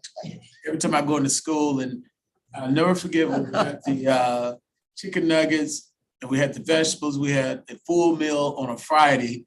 Mr. Hodo and I had talked that morning. He said, it's coming. And the 4th grade at Orchard Ridge said, now, Dr. Jenkins, this is what I'm talking about for lunch. So it was just really great. Just seeing the team come together, but everyone's working together. We're getting staff now, and it's our hope and expectation, as you heard today, that we will be that district that provides an excellent lunch and just all service for our students and for our staff. So thank you to all of you. And I know that everyone heard, like I did, the expertise that we have on our team, and just really welcome to the new individuals who just came on board as well. Thank you. Thank you, Dr. Jenkins. All right, we are going to move on to our next part of the agenda, which is the 2022 final budget adjustments and tax levy update. Before I invite Assistant Superintendent of Financial Services, I hope I have your title right, Roz, to present, I'd like to just recognize the incredible amount of work that goes into building our annual school budget. If we simplify our budget process and responsibility as a school board, it is to take the revenue we receive from the state, from our taxpayers, and from federal grants, and figure out how to use that funding most effectively and efficiently to serve the more than 26,000 students that make up our district from the cities of Madison and Fitchburg. The school funding formula, as you all know, is complex, and each year we calculate our revenue based on student enrollment counts, state aid, and our property values, which determine the amount of funding that comes from our local tax base. In Madison and Fitchburg, as comparatively property-rich districts, the vast majority, almost 90% of our funding for public education comes from local taxes. This year, we have also had a significant amount of one-time funding through the continuation of the federal ESSER grants that have allowed us to respond to the challenges of the COVID pandemic. For the board members, for tonight's presentation, we'll have 2 pause points for questions, one after the initial presentation on the updated general aid, revenue limits, explanation, enrollment numbers, and tax levy, and then another pause point after the excellence and equity projects that have been made possible through the ESSER federal grants and Governor Evers education investments. And with that, I will turn it over to Ross McPherson. Welcome, Ross. Good evening, everybody. Let me get things set up here. All right, everyone can see the presentation okay? Yes. Okay, great. So I want to start tonight by grounding us for the second time tonight in our goals. That every child is on track to graduate, ready for college, career, and community. The district and every school in it is a place where children, staff, and families thrive, and that African-American children and youth excel in school. For tonight, as Chris started to mention, I do want to highlight a couple things related to the finalization of our budget development, namely an update on our general aid position and the estimates for October 15th, later this week, a revenue limit and enrollment update, changes to the budget from our June regular meeting, an updated tax levy estimate, a review of priority project work for 22-23, and a brief timeline update for the October regular meeting about what to expect and when to expect certain things. In our timeline, in this cycle, we are nearing the end of this current budget cycle. We are in October, meaning we are finalizing our enrollment counts. We have third Friday filed with DPI. We will receive our final state general and equalization aid estimates, certifications, on October 15th, and our equalized property values were certified on October 1st. I'm currently in the process of finalizing all estimates that are still hanging out there and rebalancing everything where necessary. So let's just start. Let's look at general aid real quick. And I want to remind the public and the board what the general aid encompasses. The general aid is based on prior year school data. So the aid we received this year is based on activity from last year. There's three main pieces of general aid that go into how the DPI gives us our certification each October. The first is audited membership. This is a combined enrollment figure, which is primarily the average of our membership counts from the third Friday in September and the second Friday in January. On top of that, we add in the equivalent of our summer school full-time equivalency, or the minutes that we convert to FTE. And finally, we add back in the choice and voucher students, which we get aided on, but are not students we directly instruct. Next is state shared cost. And in this case, I'm taking the exact definition from DPI so we are all on the same page. State shared cost represents district expenditures for which the district has no other revenue except for local property tax and equalization aid. And finally, equalized property value, the total of all fair market value property within the district's boundaries from all municipalities. The valuation of these three items is what generates the estimate each year and the certification on October 15th for all general aid. So for this update in October, I do want to highlight one thing. At the time of putting together this presentation, districts across the state are still filing their annual reports, which, yes, were already due with DPI earlier this fall. But as of this writing, there were approximately 17% of districts who had still not finished their annual report submissions with the state. The reason I bring that up is it does affect how final numbers will flush out later this week. But most of the reason why those are not filed doesn't have to do with us. Madison, ours are filed, but the DPI has been working on a new reporting portal the last couple of years, and there are some districts struggling to get information in the way it's needed for the state to do their job. So the next thing is I do want to highlight something we've talked about during 22-23 budget development, and that's that the overall equalized valuation for our entire school district footprint has seen some pretty wild changes in the last couple of years.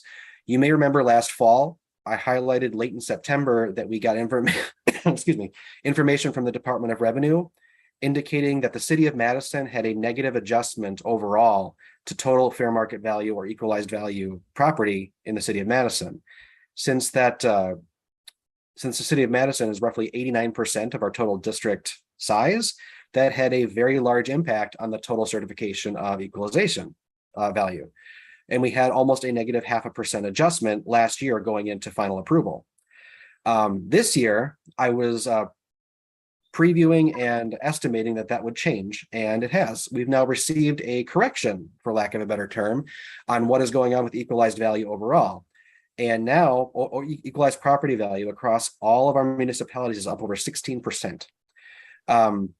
What we're estimating now, and we'll get to in a minute here, is that aid is going to be affected by the fact that our equalized value was certified at a low amount last year, and this year a much higher amount.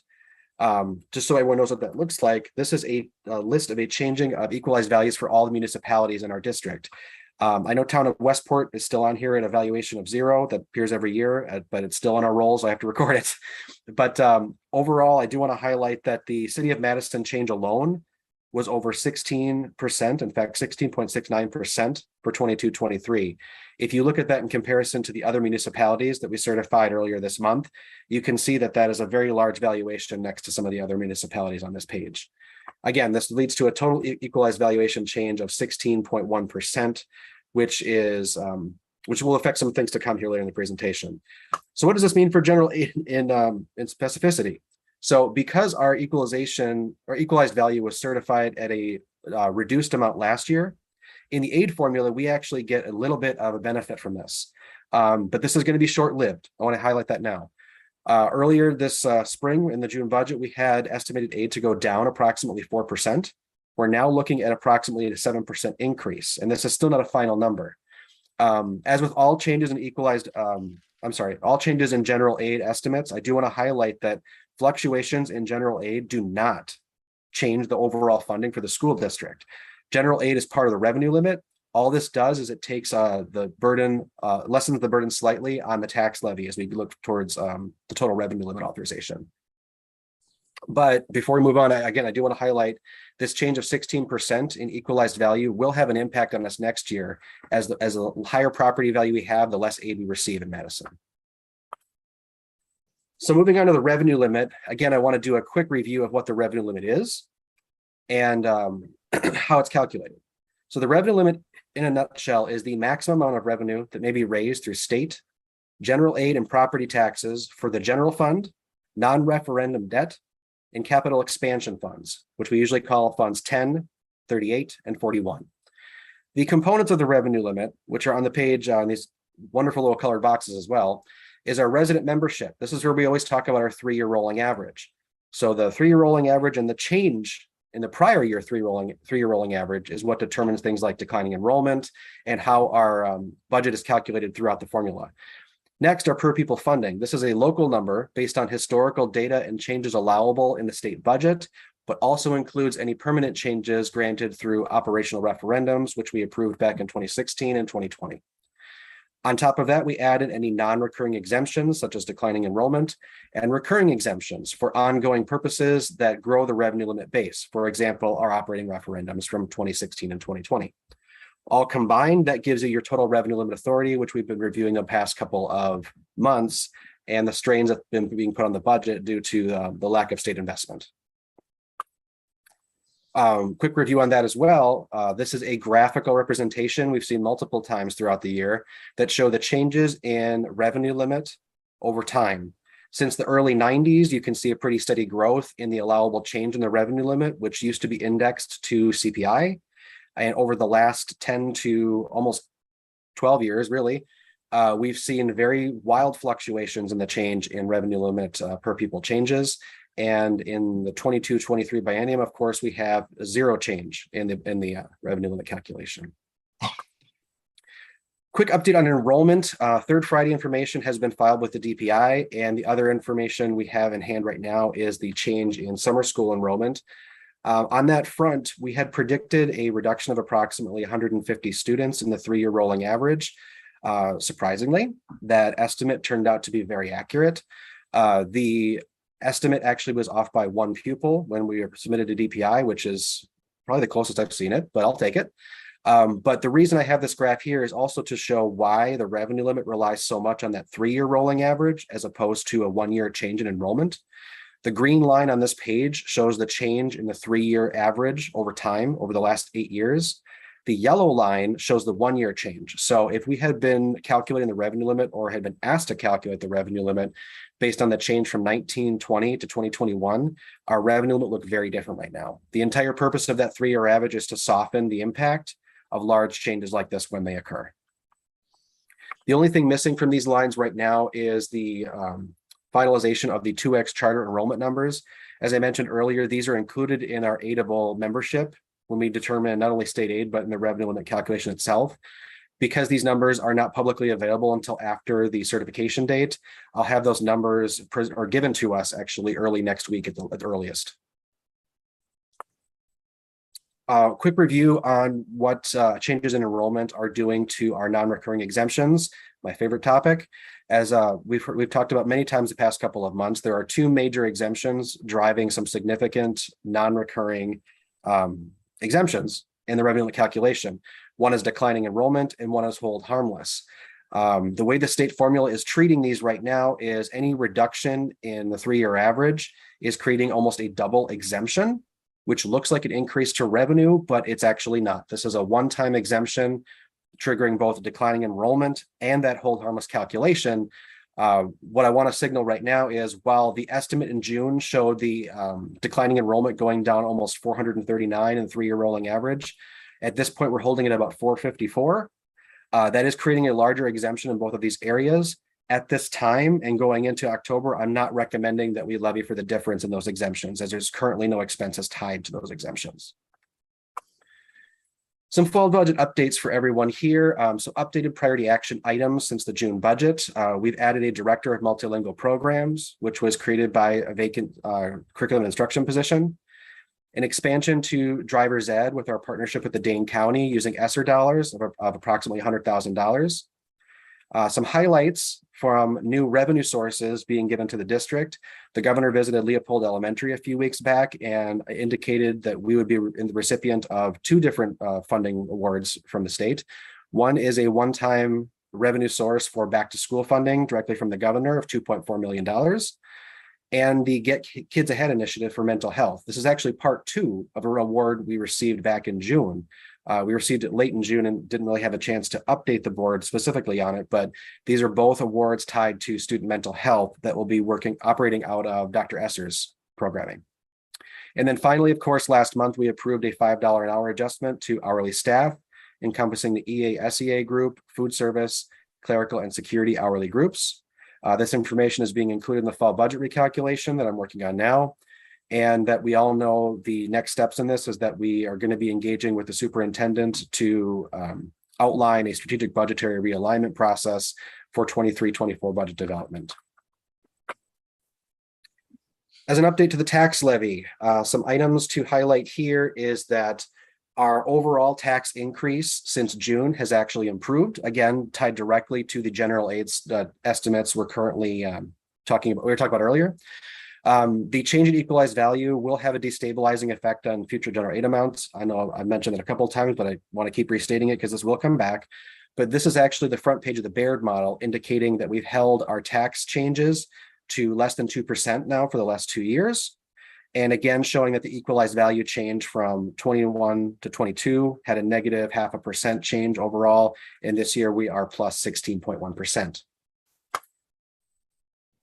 And due to this rebounding equalized value, our tax rate overall is actually fallen.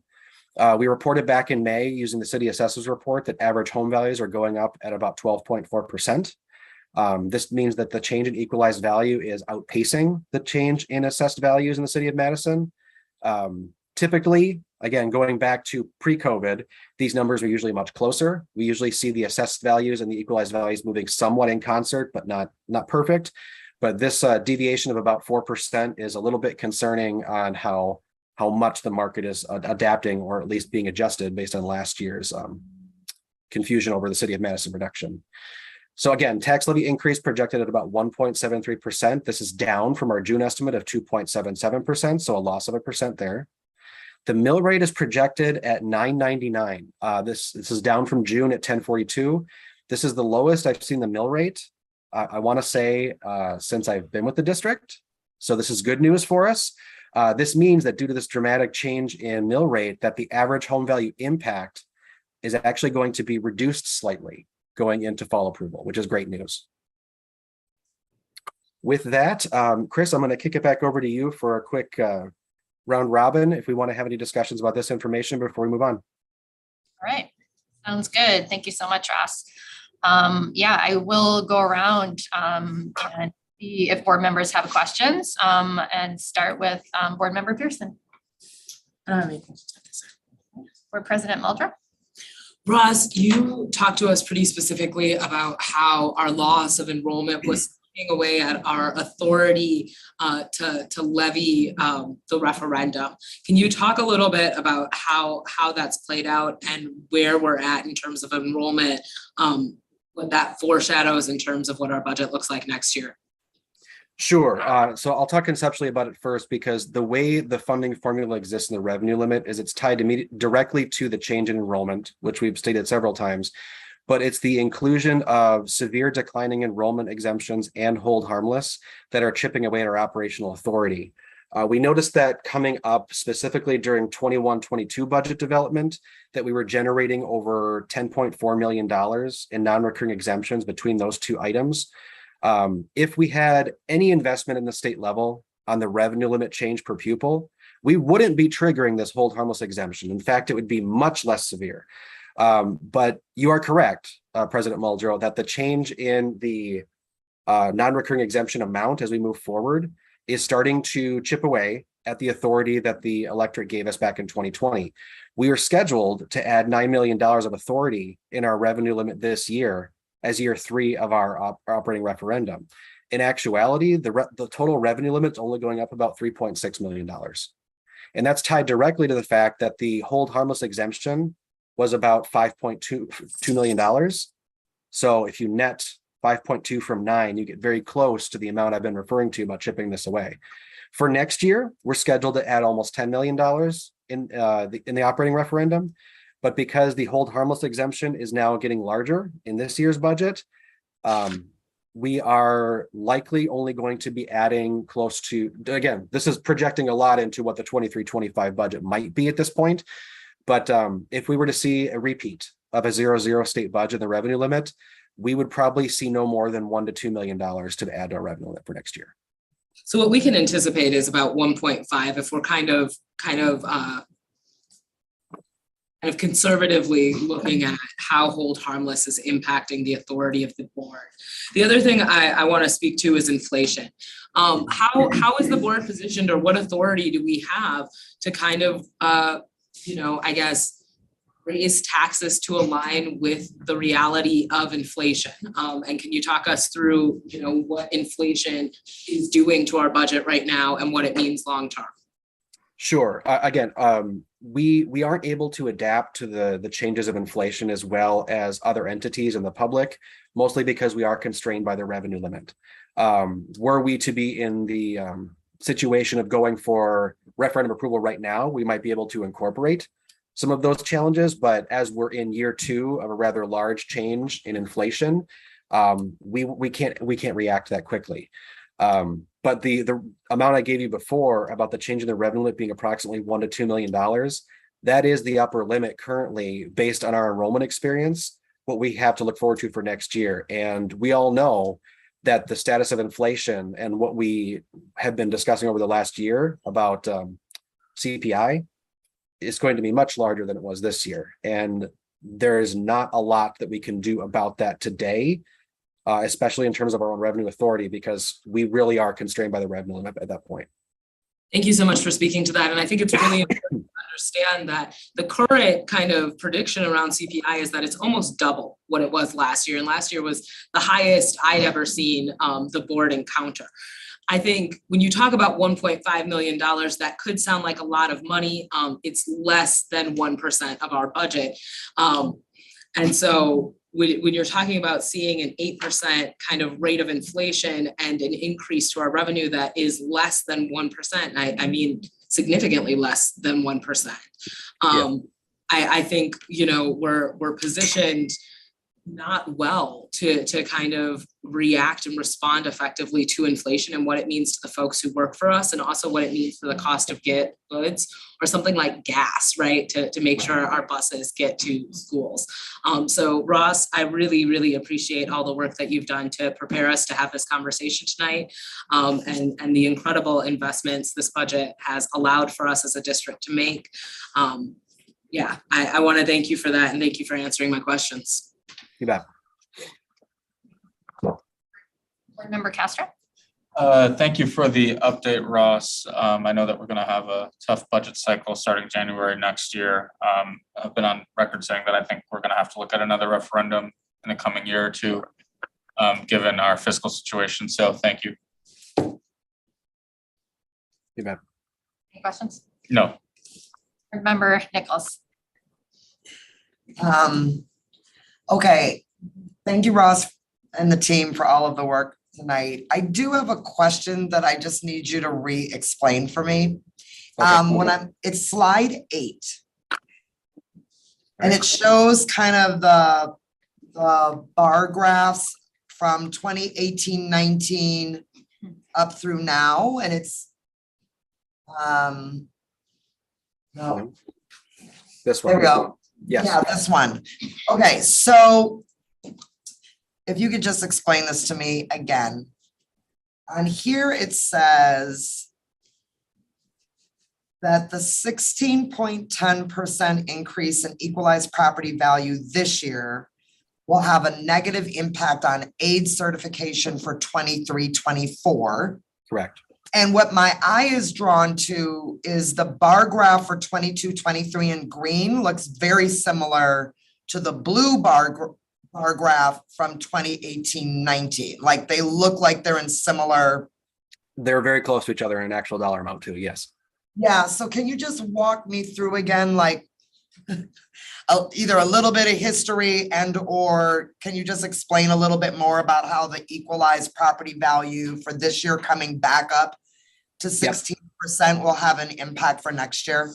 Yes. So when I went looking back at when was the last time we saw an equalized value change of higher than 10%, I had to go back to 2002, 2003. That was the last time I could find that we had a change in equalized value above 10%. The reason I'm highlighting this so heavily for tonight is Madison is what we call a negative tertiary district. So without going into copious detail, there are 3 levels of aid that are given to all school districts based on a threshold of spending and the same factors that were earlier in the presentation. Long story short, if you are a district that has a significant amount of spending and property wealth per pupil, the state's going to give you less aid. Mm-hmm. So this change in equalized property value for us is a big red flag in terms of the funding formula, because in a nutshell, Madison is a very property rich district per capita. So an adjustment like this, which is higher than what seems to be affecting the larger area of Madison, signals to me that if our spending stays on track with what we've got in this budget right now, I'm anticipating a reduction in aid at this point for next year, because again, it's going to increase our ratio of property value to pupils for next cycle. Again, our experience during 22-23 is what's going to inform the aid for 23-24. Okay, thank you so much for just breaking it down in plain talk. So can you also then explain how there was a negative last year? Mm-hmm. And what did that mean for us? So in this cycle right now, we're talking about a 7% increase, that green bar you're talking about. The reason it's going up like that is because, again, using the same formula logic, we had a reduction in equalized value, which I don't think I've seen since the recession back in 2007, 2008. Okay. That means in comparison to our neighbors who did see an increase last year, around 6-7%, that our relative position statewide was that we became less property rich for the current year. Now, the reasons for that are due to a issue I've been trying to nail down between the Department of Revenue and the City of Madison. I don't have a concrete answer to share at this point, but it is clear that this year's change in the City of Madison's valuation is somewhat of a correction of that anomaly. So while it is to our boon this year that we are seeing an increase in aid almost due exclusively to that change, next year, this increase of 16 is likely going to have the opposite effect. Okay, so just to summarize what I think I understand from tonight. Okay. Is the combination of our district having an increase in property value, this equalized property value going up, and the fact that our simultaneously seeing our enrollment decline, all of those things kind of come together and will significantly impact the revenue limit, or just the revenue or the general aid coming in next year. I'm sorry, but I'm trying to get all.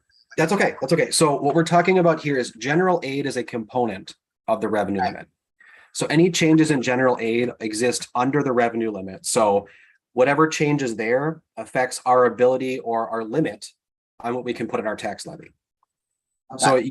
So you're correct that the combination of last year's experience, 21-22, the school year we just ended, is determining what our general aid is for this school year.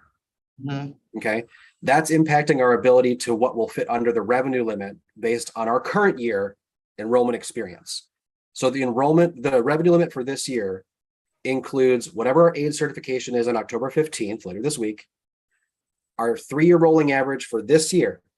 Okay, and any exemptions that are being generated in the same place. So again, going back to this.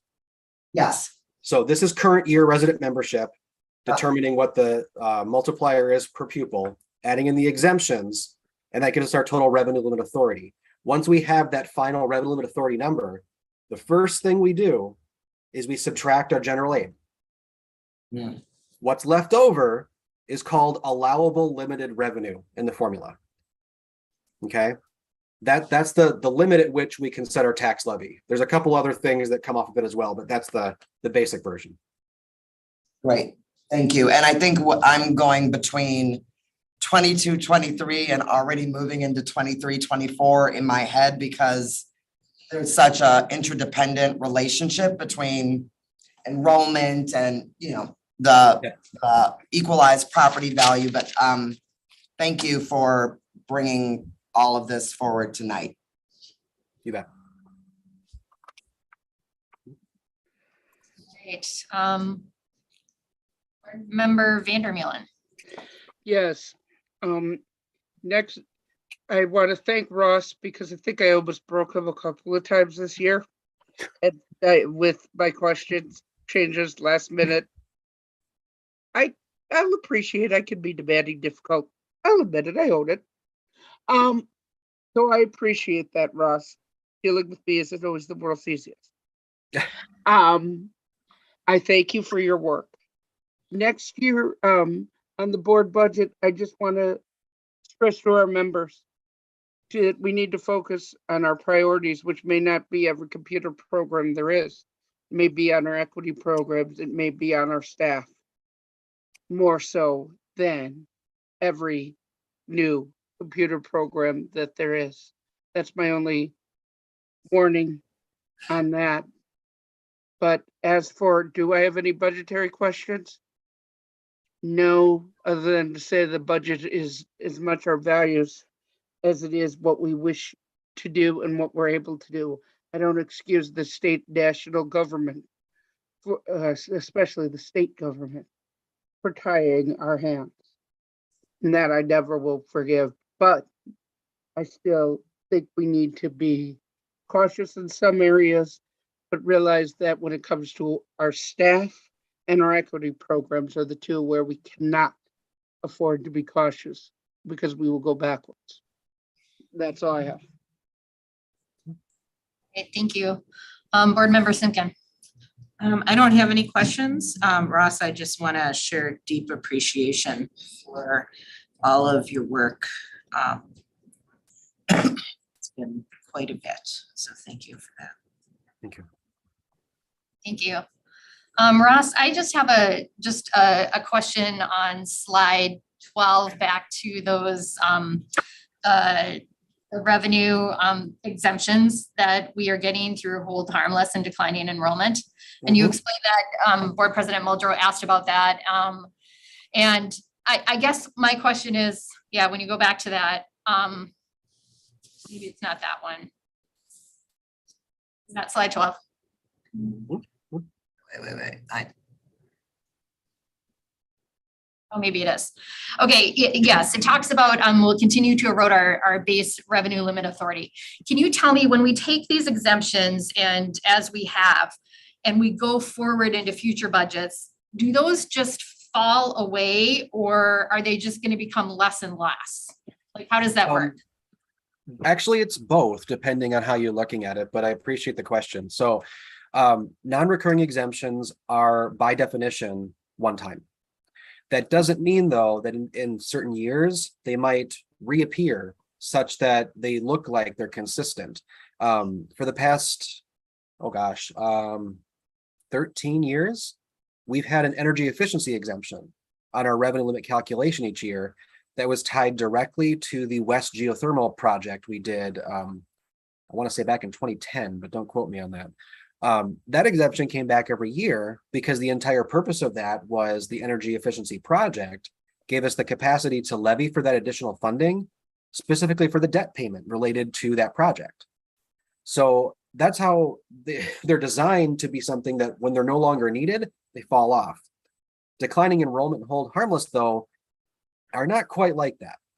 The declining enrollment exemption is really to give districts the ability to plan ahead based on your enrollment experience declining. Hold harmless, though, is really kind of the big red button, saying, hey, things are really moving here. This is something you're going to get again for 1 year, but after that, they're going to fall off. So when we talk about, I don't know. Was it the sorry, was someone asking a question? No, go ahead. Okay. The hold harmless exemption really exists in a 0-0 environment, almost a duplication of that declining enrollment experience, but it doesn't keep coming back.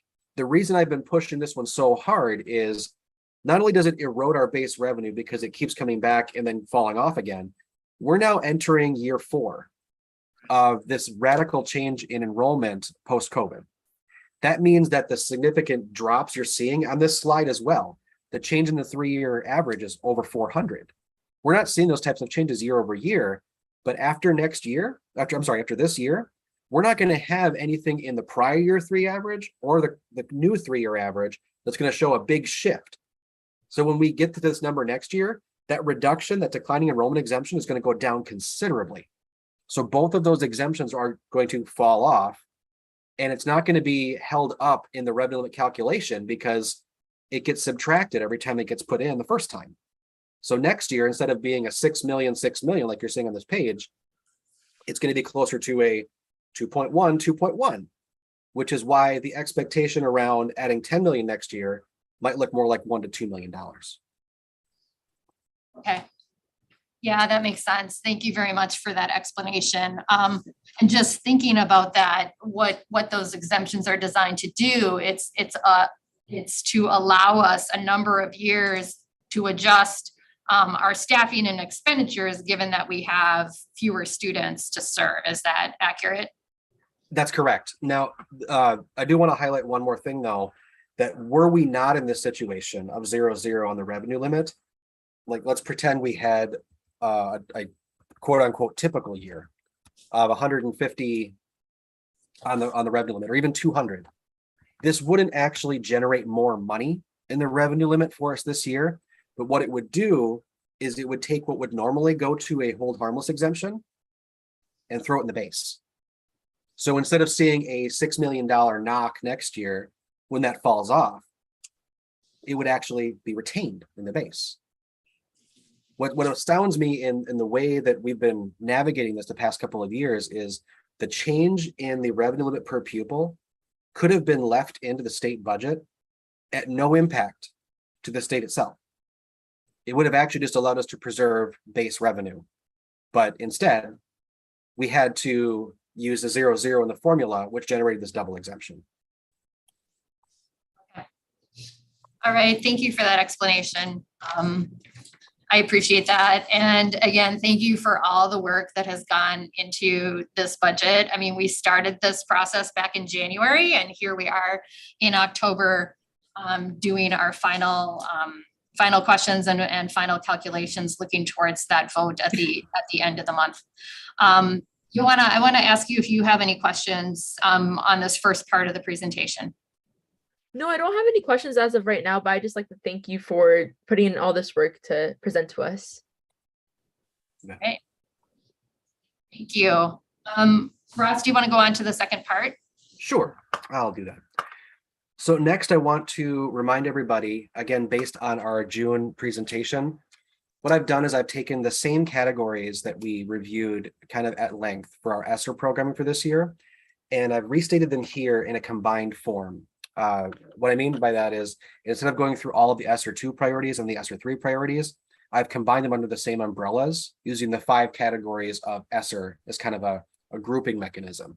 So my goal here is to show where some things have been updated since the last time we reviewed on this, but I definitely don't want to sit here and read this list off to you, because that's certainly not the point, but I do want to ground us at least in these categories, and if we need to explore more or get more information, I'll certainly do so. If not tonight, then shortly after this presentation.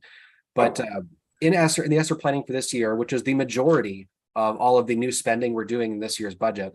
Under addressing long-term school closure, addressing learning loss and things under the ESSER grant requirements, we have about $18 million of programming identified under here, including items that we've been discussing with the board for several months, including ACT academic preparation, continuation, and the final year of the Big Ideas campaign, about $1.8 million.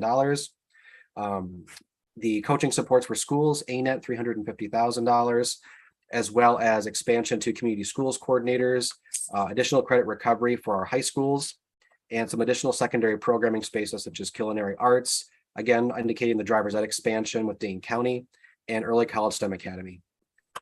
Continuation of addressing long-term school closure. This includes 2 of the large curriculum adoptions.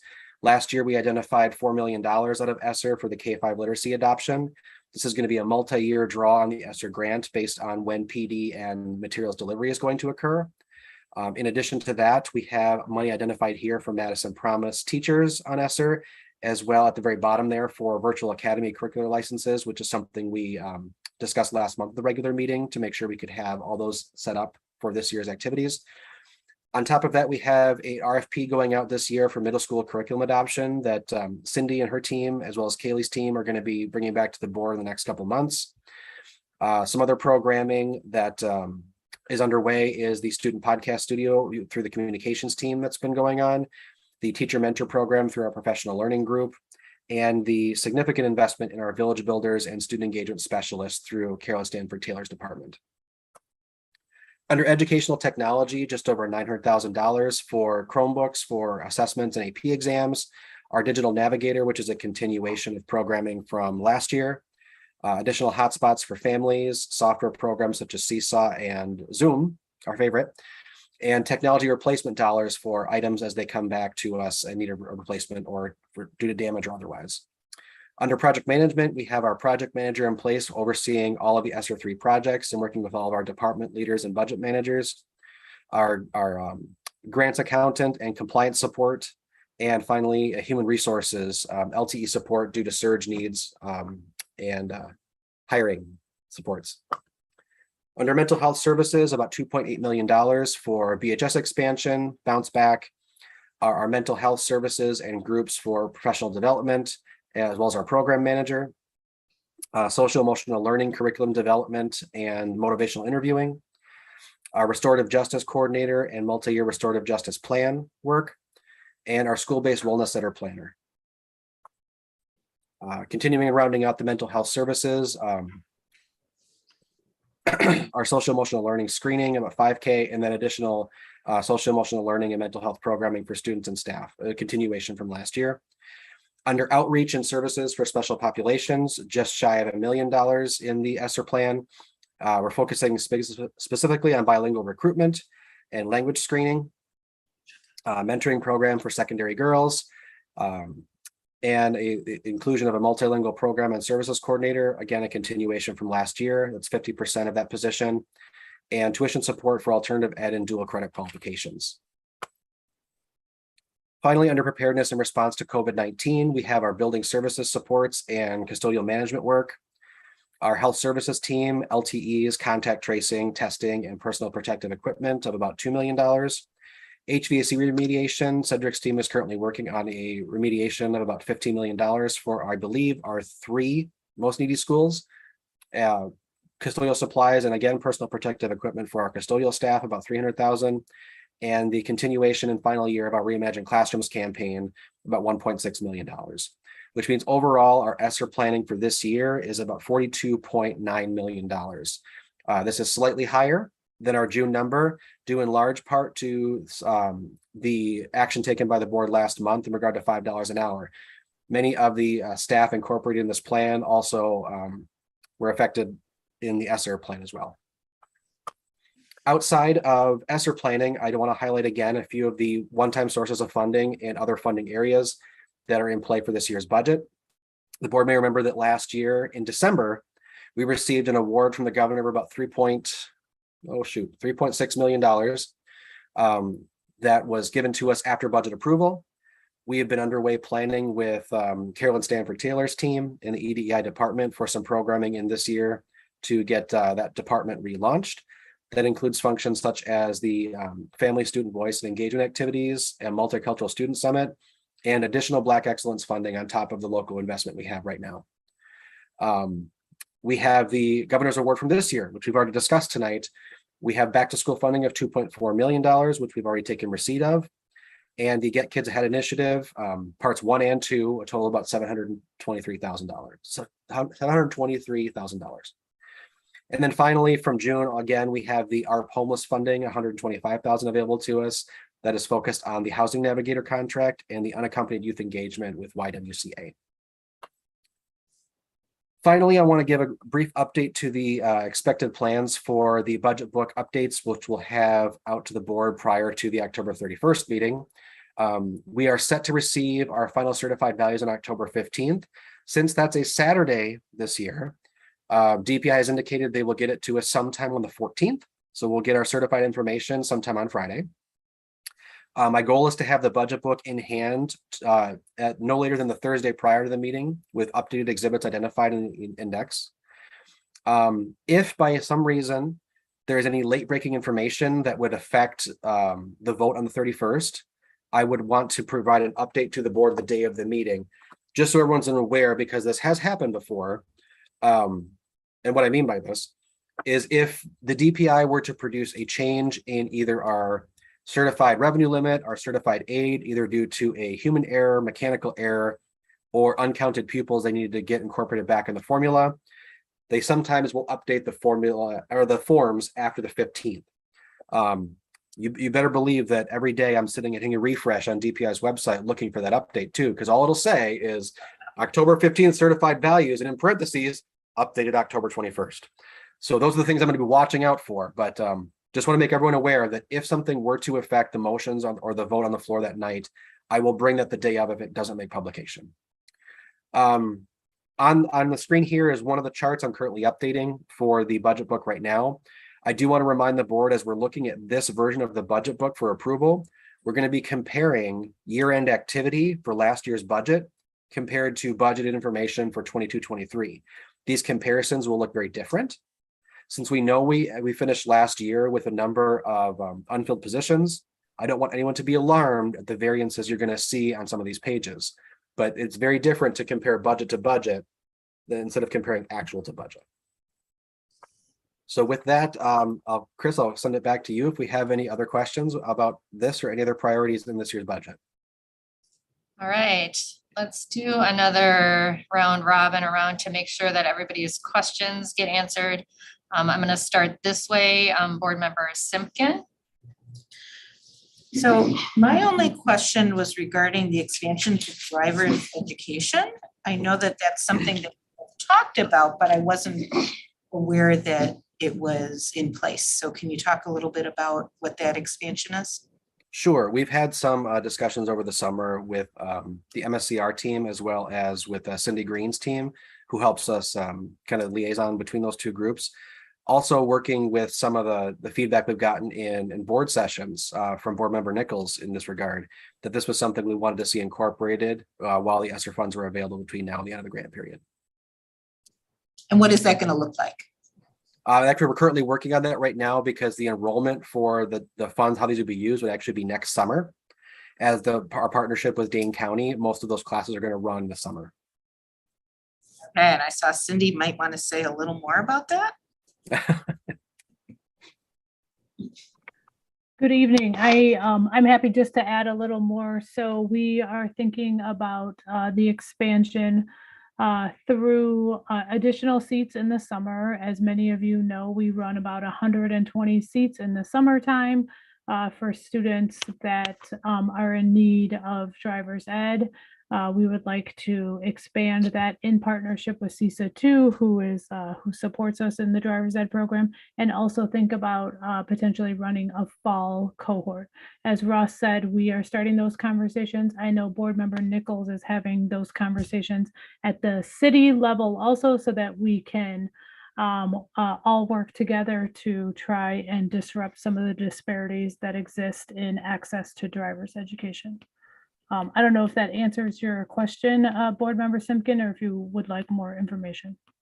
I think I'll leave it to Board Member Nichols if she wants to follow up with that. Thank you. Any other questions? All right, Board Member Vandermeulen up on the screen there. No questions for you? None. All right, Board Member Nichols. Yes, I was gonna take the opportunity to share with the board that you may recall right around the time that the board had an opportunity to propose amendments.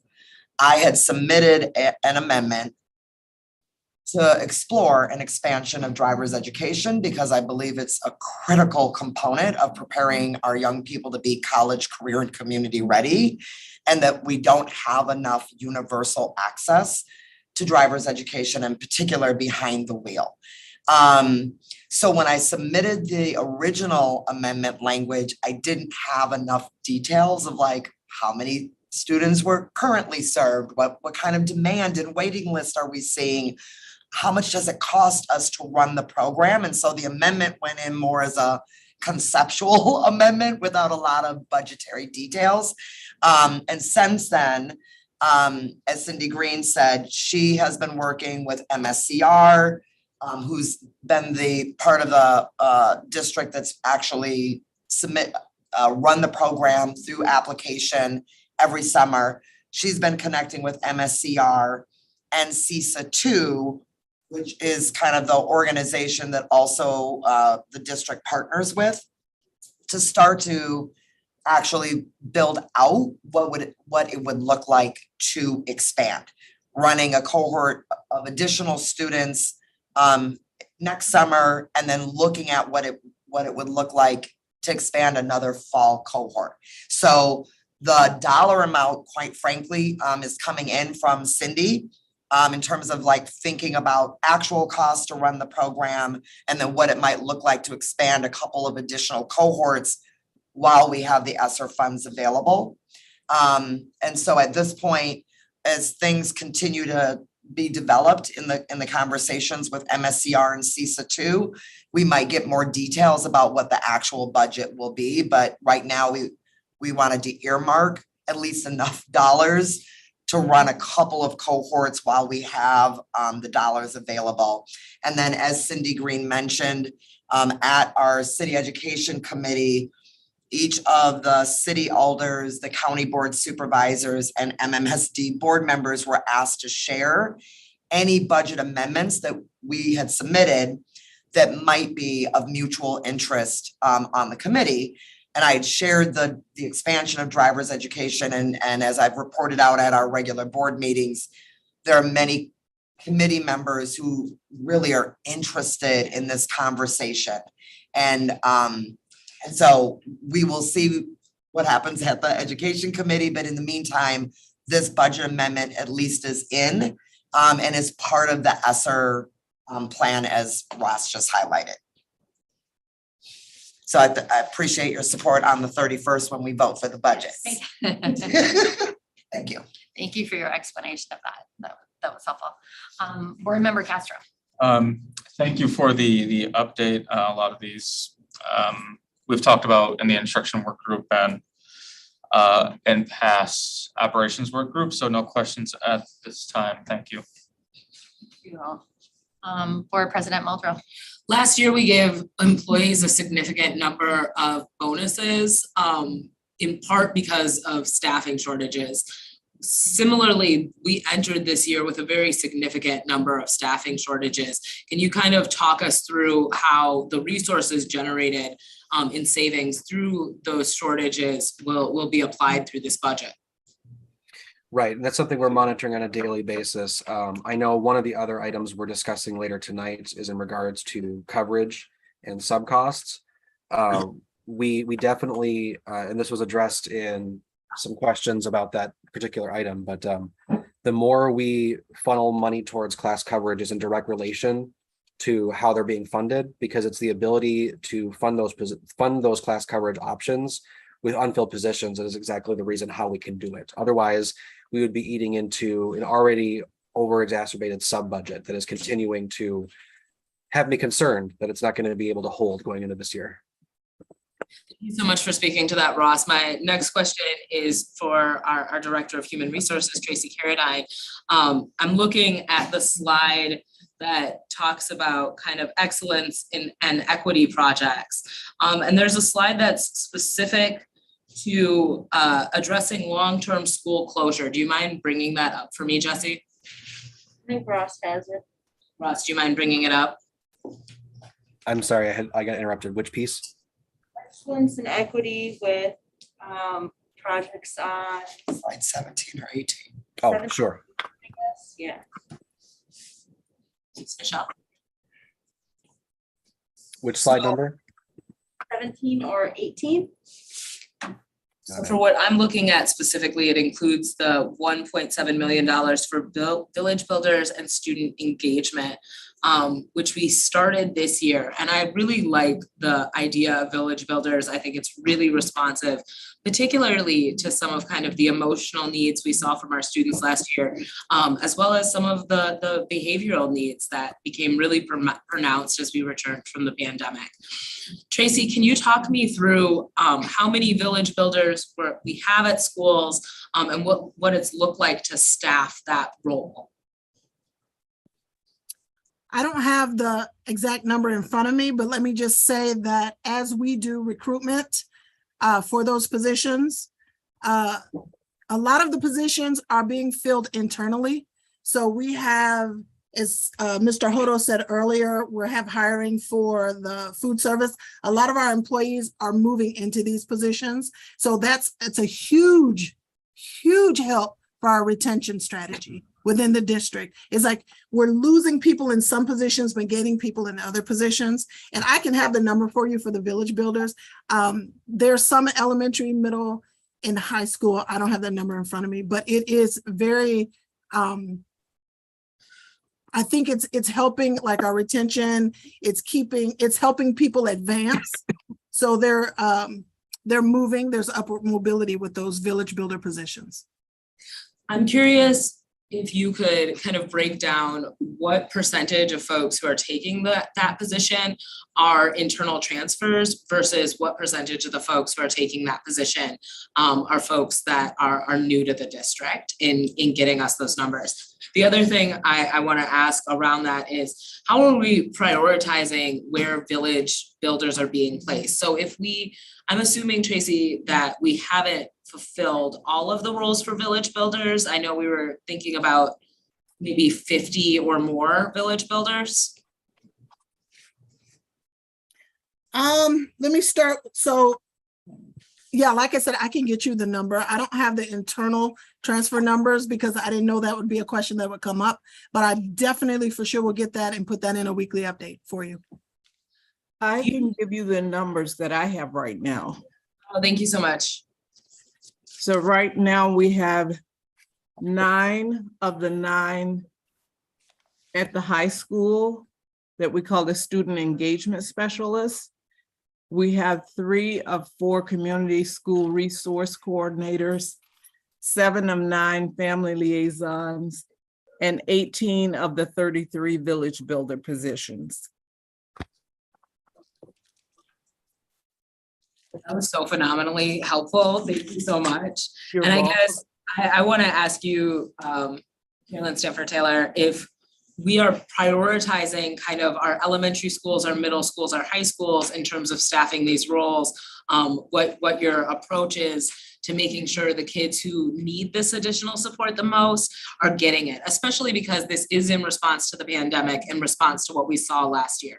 So are there schools that demonstrated a greater need for village builders? And if so, are they the schools who are most likely to have them right now in terms of those 18? So I'll take you back to the way that we determined we were going to give those positions. Remember, initially we started out with a large number of positions and then we scaled back. So we looked at our schools that were identified as ATSI and TSI schools, so need of technical support and additional support. So we wrapped these services around those 14 schools because we wanted to kind of model it after community schools. And that's how we divided some of those positions up to family liaisons, community school resource coordinators. The positions that were new were the ones that were at the elementary level that we call village builders, that those 33 that we have 18 filled. And then the other new were at the high school level, because those were to address that transition between middle schools and high schools. And we have all of those filled. What I'm hoping to do, and I think Cindy and I talked about this, was doing a presentation for you at your November meeting and having them present, because I want you all to see what this has netted us.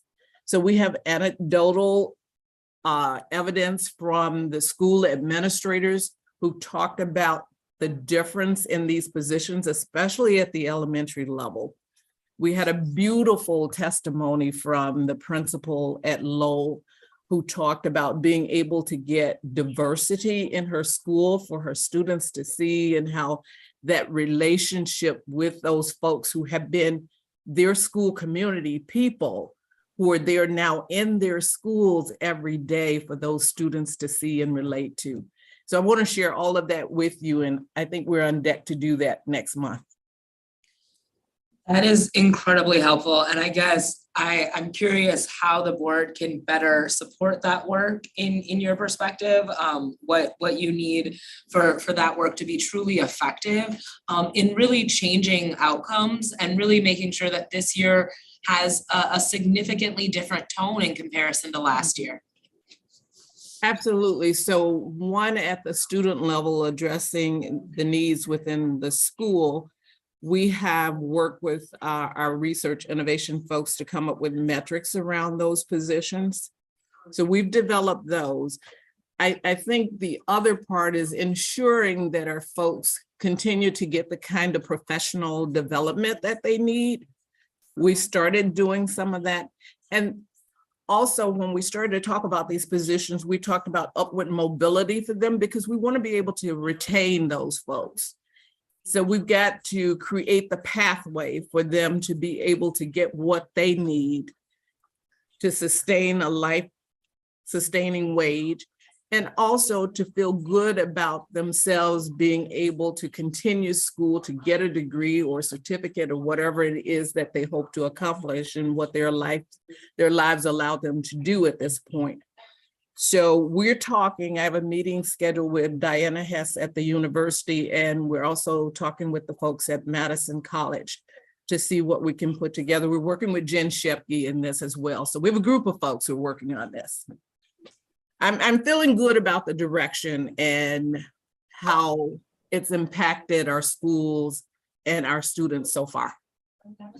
I so appreciate all of that guidance in terms of how the board can support this work and how this work can be meaningful in the future and promote the best outcomes for students. So thank you so much for the update and really allowing for us to kind of lean into what we're using our ESSER resources to. I think this is a significant and important investment. And I'm grateful that we got the opportunity to talk about it tonight. And that's it for my questions. Thank you both. Thank you. Thank you. Board Member Pearson, Vice President Pearson. I don't have any questions at this time. Thank you. Okay, thank you. Joanna, if you are still with us, do you have any questions on the ESSER projects? Oh, no, I don't. Thank you. Okay, thank you so much.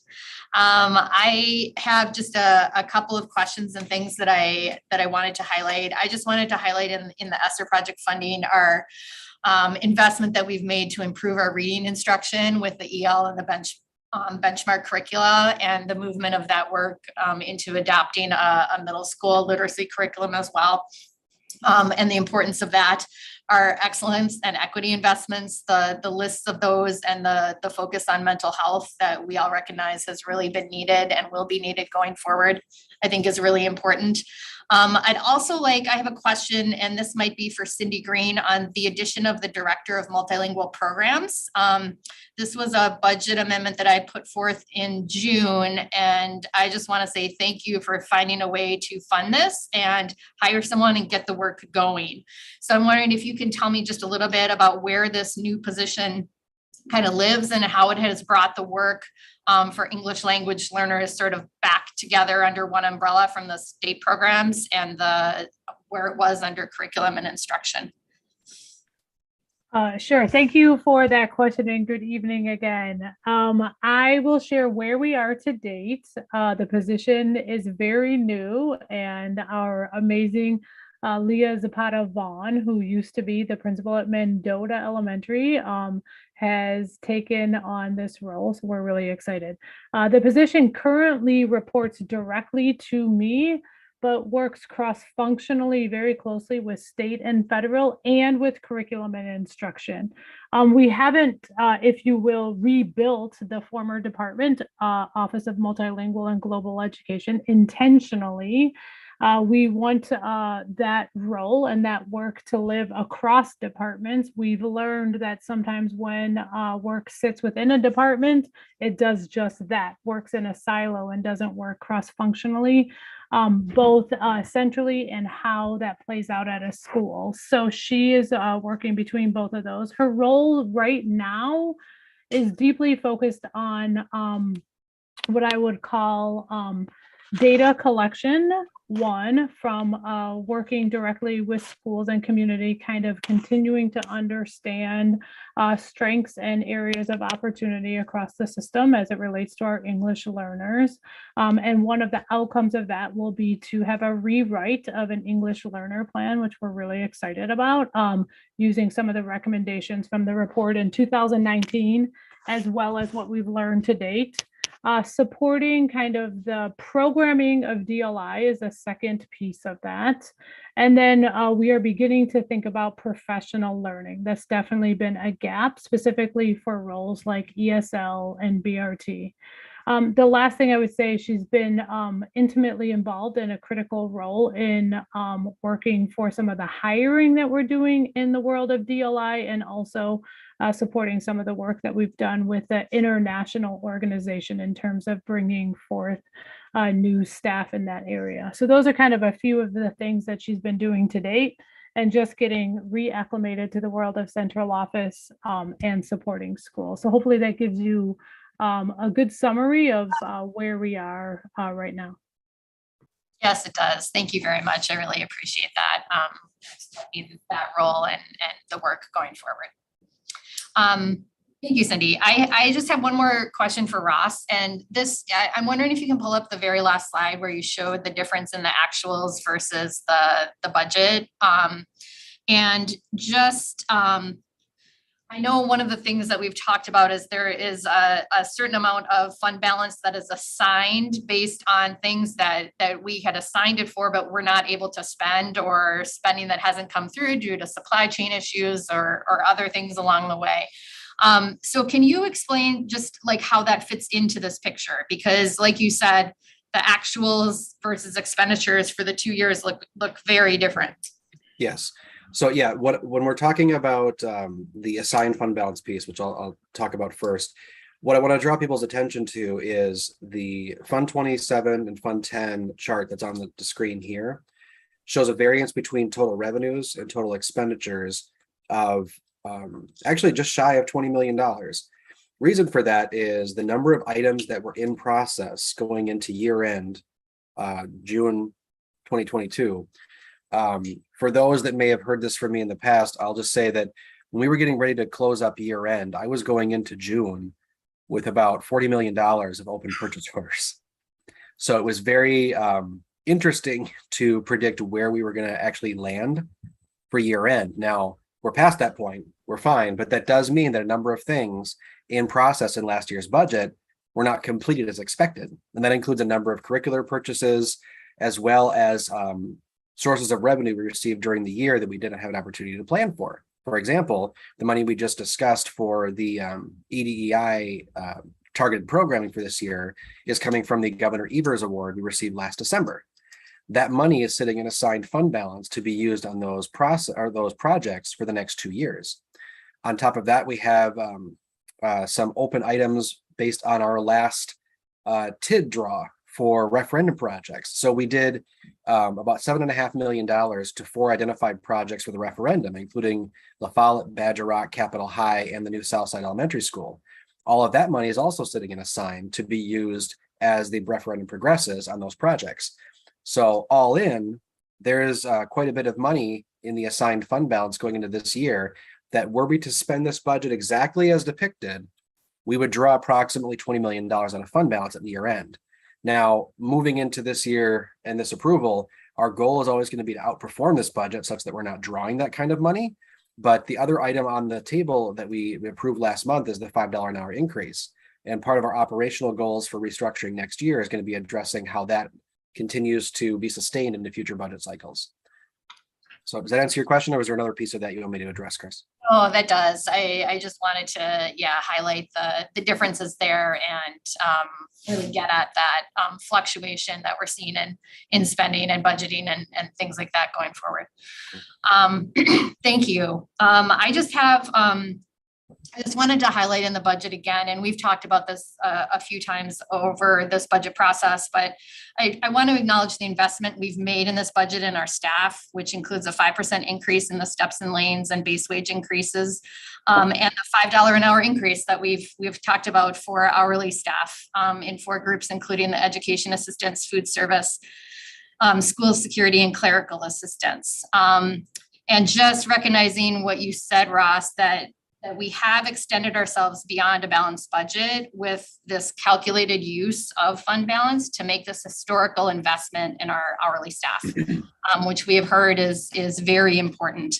I do want to recognize that our obligation in the next year's planning and budget is to make the structural changes that we indicated would be needed to balance this investment and not create a structural deficit for future budgets. So just looking forward, we do have a lot of work ahead of us to identify what this looks like and how we are going to address those structural changes in addition to the changes needed due to the declining enrollment that we have faced. So I know this discussion tonight is about the 2022-23 budget, but beyond this year, I'm concerned about future budgets and the future of funding for public education in Wisconsin.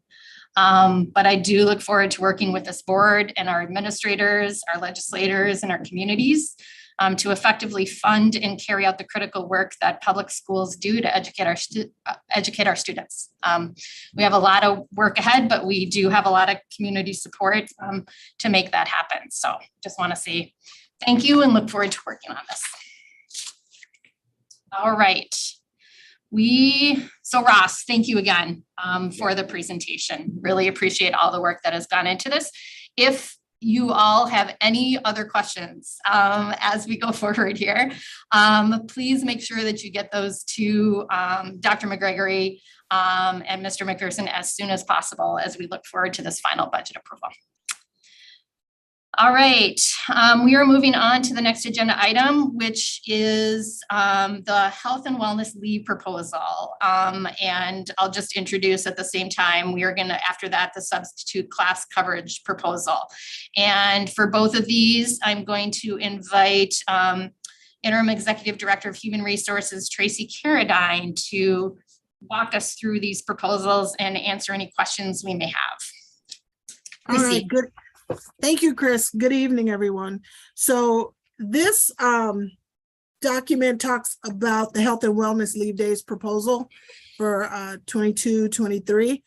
I won't read the whole thing, but let's go through the proposal. So it's 5 days and it's reminiscent of what we did last school year. So it will be for the 22-23 school year only with no money attached to the days. And all employees will be eligible to request a maximum number of 5 days allotted, provided that they go through the same protocol that we used last year. So what that means is that if they need to use these COVID days, they will have to show a positive COVID test. And what we did last year is we worked with health services to make sure that they got the documentation they needed if they got tested at the school, or if they went to a clinic and got tested. We created a process where they could upload the information, fill out the questionnaire as needed and necessary. Employees may appeal for additional days if they've exhausted their yearly allotment of sick days, and if there are any remaining in the allocate of allotted days. This arrangement will be retroactive and it'll go back to September 1. Okay, I want to talk about thoughts for consideration. I won't read the whole thing, but again, we are trying to make sure that we extend human decency to our staff to address the ongoing social and emotional impacts that COVID has had on both staff, students, and parents. As we move forward, we are challenged with trying to come up with collaborative solutions in a thoughtful and deliberate way. We went so far as to call some other surrounding school districts to kind of get an understanding of what they do and what they are doing, to kind of see what, because COVID is affecting everybody. And so we were trying to see what they were doing and what their circumstances were in response to COVID-19 and the pandemic, and this being a pandemic as well. Our discussions with and feedback from other districts confirm the same conundrum or issues that we're having, is that less than a third of surrounding districts are entertaining any kind of COVID or other transmittable illness allowance procedures for employees' absences. So we've kind of thought about this, trying to finding mitigating strategies to go through, use, and kind of help our staff. Financial implications, it's the same as it was. So if, I think Ross talked about it, we didn't really budget for this, like we didn't budget for it before. Now, the difference between this one is that it's 5 days. There is no money attached. They can't be carried over. So, and they can't be paid out for them. So our ability to absorb these costs in the substitute budgets, which we have held in check since COVID started, will be constrained during the 22-23 budget period. And I think Ross talked at length about that, and he kind of alluded to it in this presentation as well. In future budgetary development, the Budget Office will investigate several areas of inflation and make reasonable adjustments to ensure the most cost-effective use of these line items. And then lastly, overall, we must proceed with caution and intentionality to be responsible and responsibly manage our substitute costs and support our schools as we move into the new phase of COVID-19 pandemic for this school year. So I will leave it there, but I will say that this is very reminiscent of what we did last year. All right, thank you, Tracy. And I will just, please raise your hand, board members, if you do have a question. I will start with board member Vandermeulen. Yes, I have a series of questions on this. One, if a parent has a child with COVID, can they use their COVID leave for this? Yes. Two, and some of these may sound repetitive. Please forgive me. I need to ask them in the order I ask them. All workers are allowed these days. Can you repeat that? All workers are allowed these 5 COVID days. So all workers meaning full-time, part-time? Full-time, part-time, hourly, sub, 4K, special ed, SEA, BA. I think it's reminiscent of last year, so I don't think subs are included. Can we find out before the 31st? Absolutely. But 4K would be included? They should be. If they were included last year, yes, they should be included. Because I've heard multiple things, so I just want to make sure. And if And you are, LTEs are not included either. So subs and LTEs are no. So it's the same as last year, but I will look about the 4K. I'm sorry. Also on special needs, special needs like OTs, PTs, are those would be covered, correct? I'm not sure. Yeah, they're in the teacher group. I think so. I always screw that up.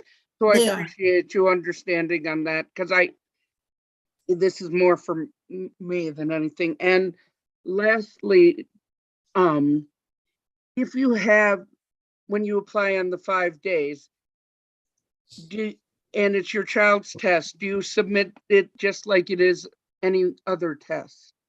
Yeah, you would need to show proof. Okay. Mm-hmm. And then I think I just have one more on the COVID leave. Yes, for teachers who've taken off for maternity leave, this would still apply to them, correct?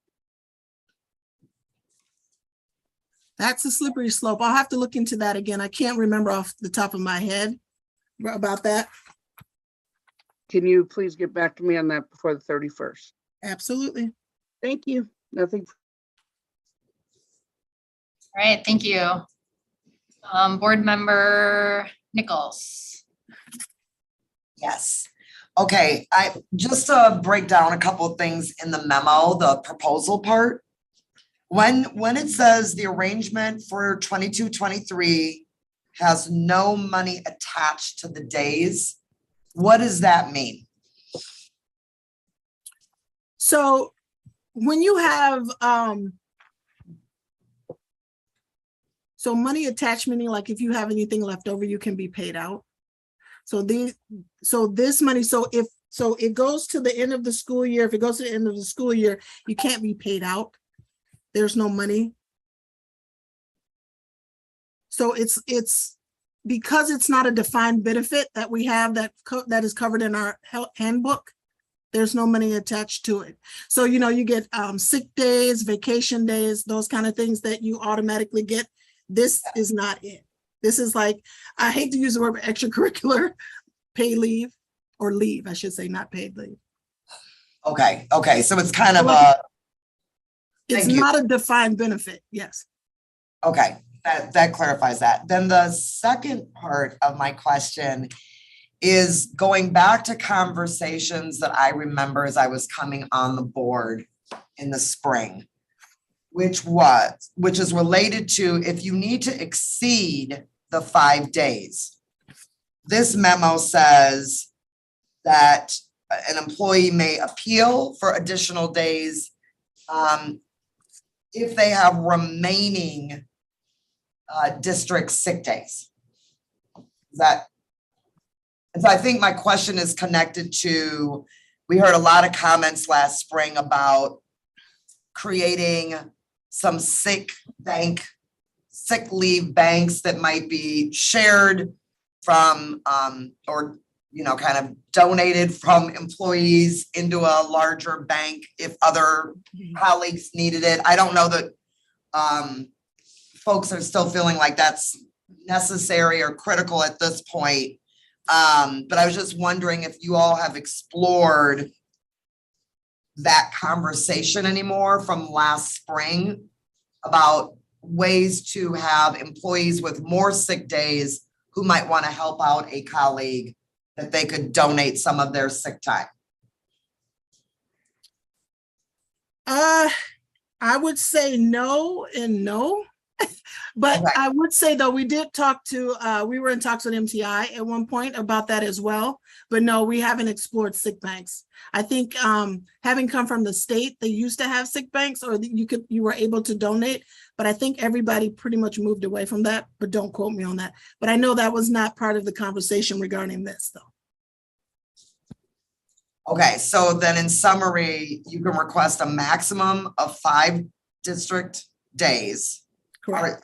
And then let me just make sure I've got this right. You're using your sick time for those 5 days, or you're not? So no. So are you talking, no. So if you run out of the 5 days, is that what you're talking about? So for the COVID leave, you get 5 days. Okay. On the district. From the district. Yes. Okay. So then after those 5 days are up, if you say you got COVID again, you will possibly have to use your own sick time. But in there, if you look at bullet point 3, it says employees may appeal for additional days if there's any left over, like in a holding account. So it's not a bank, but if everyone doesn't take the 5 days, Oh, We might be able to have something left over to be used. Does that okay, make I sense? see, that's coming from the district. Okay, thank you. Correct. That's what I Yes. needed the clarification. Thank you. Any other questions? Tracy, I just have one clarifying question. Board Vandermeulen asked about who this applied to. I was under the impression that this 5 days just applied to the employee getting sick with COVID. Is that not how it's working? So I know when we had it before, so when you all voted on it back, I think it was November, I think they did extend it to parents who had kids who had COVID as well, if they had to stay home. Okay, but it will still be limited this year to 5 days. So whether it's 5 days for a child or 5 days for the employee themselves, it's just still 5 days. Correct. Okay, all right. Thank you. That's all of my questions. And I think we can move on to the next agenda item, which is the substitute class coverage. Oh, I'm sorry, Tracy, just one more thing to clarify. So this is coming to the board at the end of October for a vote. Correct. Okay, so the health and wellness leave proposal will be on the board agenda at the end of the month. Correct. Okay, all right, if you could, yes, explain the substitute class coverage proposal for us. Okay. It's me again. You got me one more time. All right, I won't talk too long. So this one is again reminiscent to November 19th, 2021, when we talked about the bonus proposals. So in there on the last bullet point, we're talking about the administrator is proposing a temporary incentive for which to go into effect October 31st, 2022 through June 10th, 2023. The recommendation is as follows. Pay a bonus equivalent to the difference between a teacher's hourly rate and the standard rate of $22, which is for class coverage, for each class taught during a teacher's prep time.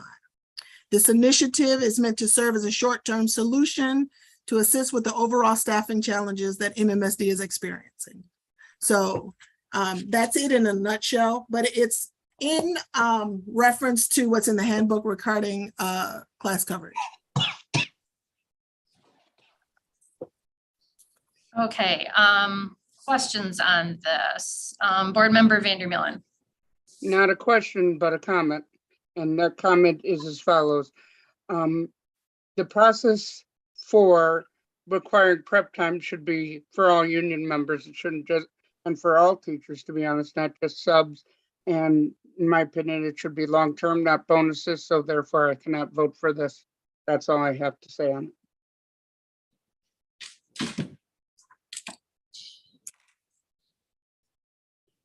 All right, does anybody else have questions? Okay, Board Member Simpkin.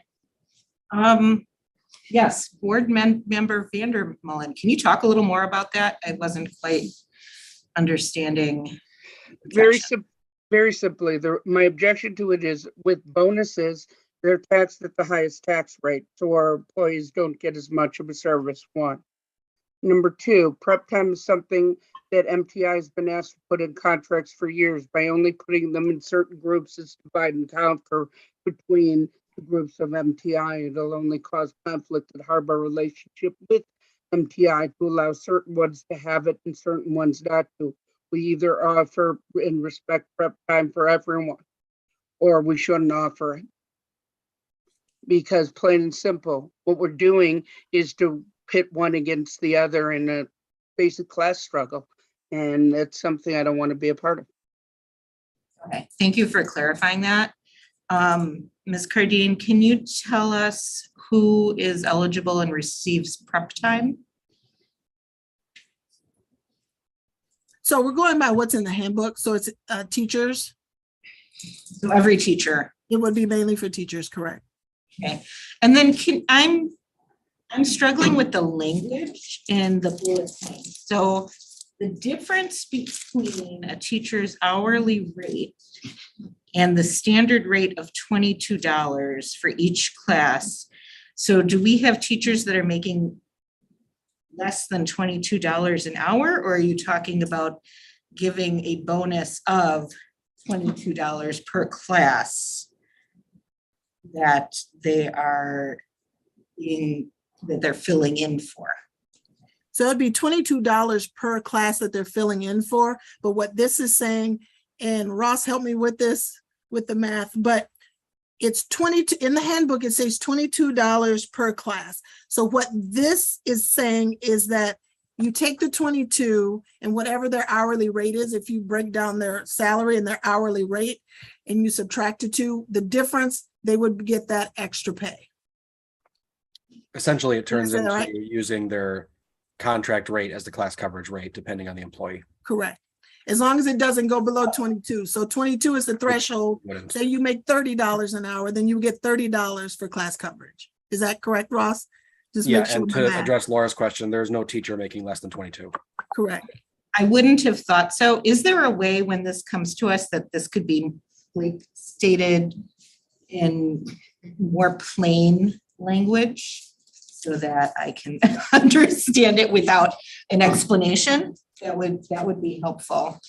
I don't know if there's, I know that it's complicated when it comes to salaries, how you work things, but if this could be reworded, I'd appreciate it. Absolutely. Can you give us an idea, Ms. Carradine, around how the frequency at which our teachers right now are not having prep time because they need to cover a class? That's a hard question to answer. It's a good question. All I can say is each school is different.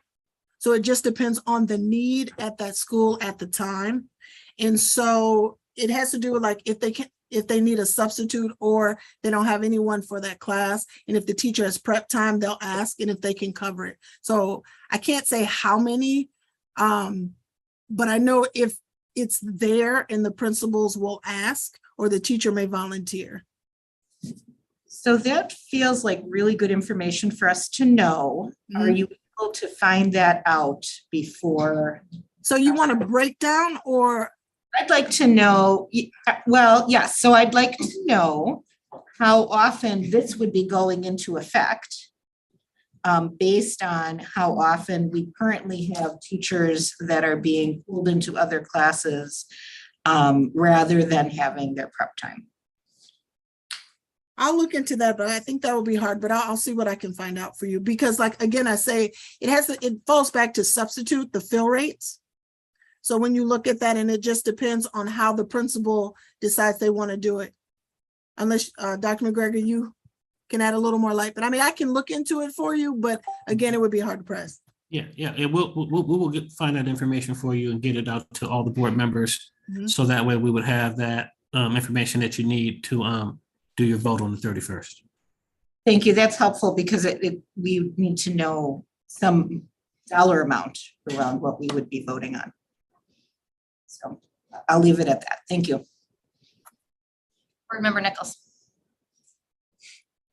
Yes, I think my questions kind of follow in the same thinking, which is well, first of all, let me say, I do appreciate the fact that we are looking to provide some compensation, some supplemental income for teachers who are giving up preps and and having to like cover additional classrooms. I think that's good.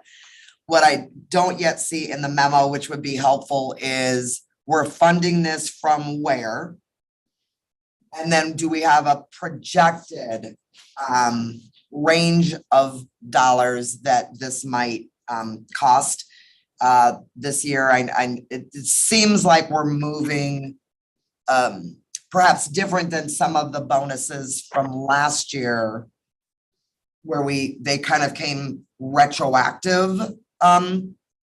It seems as though we're kind of trying to get out in front and so it'd be great to have any additional information on potential projections as well as if we're funding this from the sub budget or somewhere else. The only other question I have is I as central office staff have been going out to fill in at schools, particularly the central office staff who hold teacher credentials and are directly in the classroom.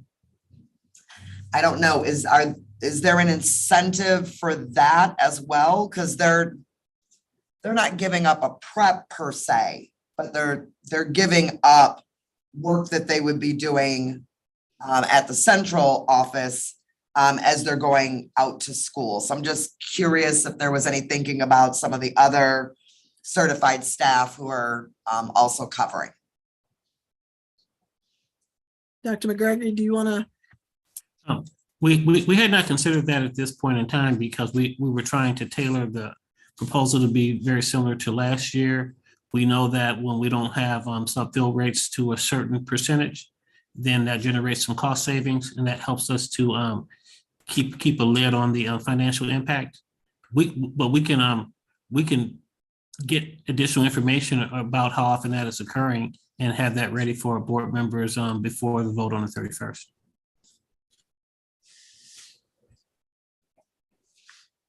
Answer your question.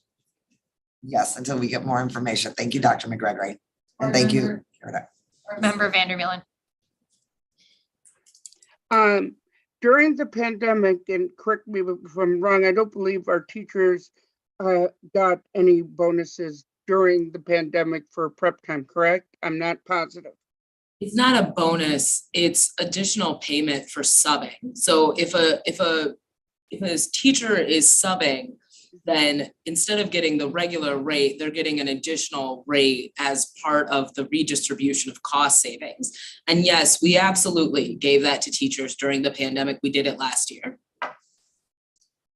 Memo says pay a bonus. Okay, Tracy, did we pay bonuses to those teachers last year in those classrooms to all of them who did the substitution? Can we get numbers on that? And especially numbers of CC teachers and special ed teachers who covered classes and were paid that. I would like that information, please. Okay, I will get that for you. Board President Muldrow. Thanks so much for the opportunity to talk about this. I guess I will say my initial reaction to both of these proposals is a slight disappointment that we're not continuing to talk about staff mental health days because I don't think we resolve the need to, acknowledge the strain that the pandemic created for the mental health of our staff. And I think promoting that as part of how we're looking at the overall well-being of both our staff and our students is something I was really hoping that we would acknowledge early on in this year and build into our approach to making sure we have supports for teachers. The other thing I want to say in terms of paying folks more to sub is I greatly appreciate this investment in staff. I think it is a necessary investment given kind of where we're at in terms of vacancies and our sub-fill rate. But I agree with both board member Simkin and board member Nichols. It would be really helpful to have an overall picture of what both our vacancies and our fill rate for subs look like, especially considering that we're asking our administrators to sub about 2 days a week. And so if we have administrators subbing, if we're asking teachers to sub, if we had a robust hiring effort for subs, I guess I'm curious overall what our approach to filling vacancies is. And I think it signals something that is hard to digest as a parent in terms of the stability of your student's classroom. So who is actually going to be in front of my kid on any given day? So can you talk a little bit about what we're doing to ensure stability in the classroom as we fill long-term vacancies and as we kind of address issues with subbing? So let me see if I can break down the first part. So long-term stability is we're still doing a robust hiring plan recruitment plan. And as was stated earlier by Mr. Hodo, we're still in flux. We're still hiring. We're still getting people through the onboarding process right now. And I'll put this in my weekly update where we are as far as hiring. But for teachers, I think we're down to 124 vacant positions, but I'll give more on that. For this, I will give stats. I know that you're looking at stability, and I know that building principals working with the associate soups as well to see what the plan is for putting teachers in front of kids until we can get those positions hired. So they are looking at a plan. They have plans in place, and it depends on the day. I think that for the fill rates for subs, I think that information was given, but just to give you an example, right now our fill rate for subs is 49, but we tap out at 50% right now, just depending on the day and the need. And it could vary between teacher and or SEA, EA. I think, did I answer? I might have missed one more question. I guess I would just say that when you come back to us and you talk to us about the vote on this, it would be really helpful to understand the full scope of our staffing strategy in terms of filling vacancies, whether it is long-term subs, central office administrators subbing, or teachers using their planning time to fill in for members of the faculty who are not there on any given day. So I am curious about kind of what our overall approach to making sure somebody is in front of our kids, and also what that means, right? If you're in a science class and we haven't hired that teacher yet, do you have somebody from central office 2 days a week, a sub 1 day a week, and a teacher who's prepping the next day? What does this really look like, and how does this play out for our kids? I'll take that in. Absolutely, I'll take this back and I will look into it. But I will say for central office deployment plan, it varies, and it's based on need, availability, and then scope of time that's needed and necessary for that. So I will say that about the central office plan. And I know that we've talked a lot about everything that you're saying. We put that in our HR plan and our recruitment plan as well. Like we've kind of scope that out a little bit, but absolutely. When we bring this back on the 31st, I'll have some of that information in there for you. Absolutely. Good question. All right, thank you. Nikki, did you still have another question? You have your hand up? To take now. Sorry. No worries. Board Member Castro, did you have a question? I'm good. Okay. Tracy, I just have one question. I want to thank you for sending Dr. McGregory, thank you for sending the information for board members who haven't had a chance to read it. I mean, it came at 4:20, so which is really short before the meeting. I know a lot of people were coming from work, so take a look at the information that was provided. Looking at our fill rates, for subs hovering around 50%, even including central office staff. I'm wondering if any progress has been made on bringing back retired teachers. There seems to be, there's some sort of cap on how much they can sub for us. Has there been any movement on that I know that's a state level issue. Is there anything happening with that, or anything that we can do to advocate for that? I would say that would be a legislative thing. I mean, that's employee trust funds and the Wisconsin retirement system. Yeah, we have no control over that. 880 hours is what they can work. Yeah. Okay, thanks for answering that question. And just like everybody else, I would really like to get a handle on the sub fill rates and how we think providing this incentive will make a change. I know it's really difficult on a long-term basis to continue to ask teachers to use their prep time to sub. And so hopefully this will, provide incentive and have some impact on our sub rates, but definitely looking also towards the other robust strategies that you're using to recruit subs. So thank you for the information. Absolutely. All right. If there are no more questions, I will entertain a motion to adjourn. So moved. Second. Moved and seconded. All those in favor? Aye. All right, we are adjourned. Thank you and have a good evening.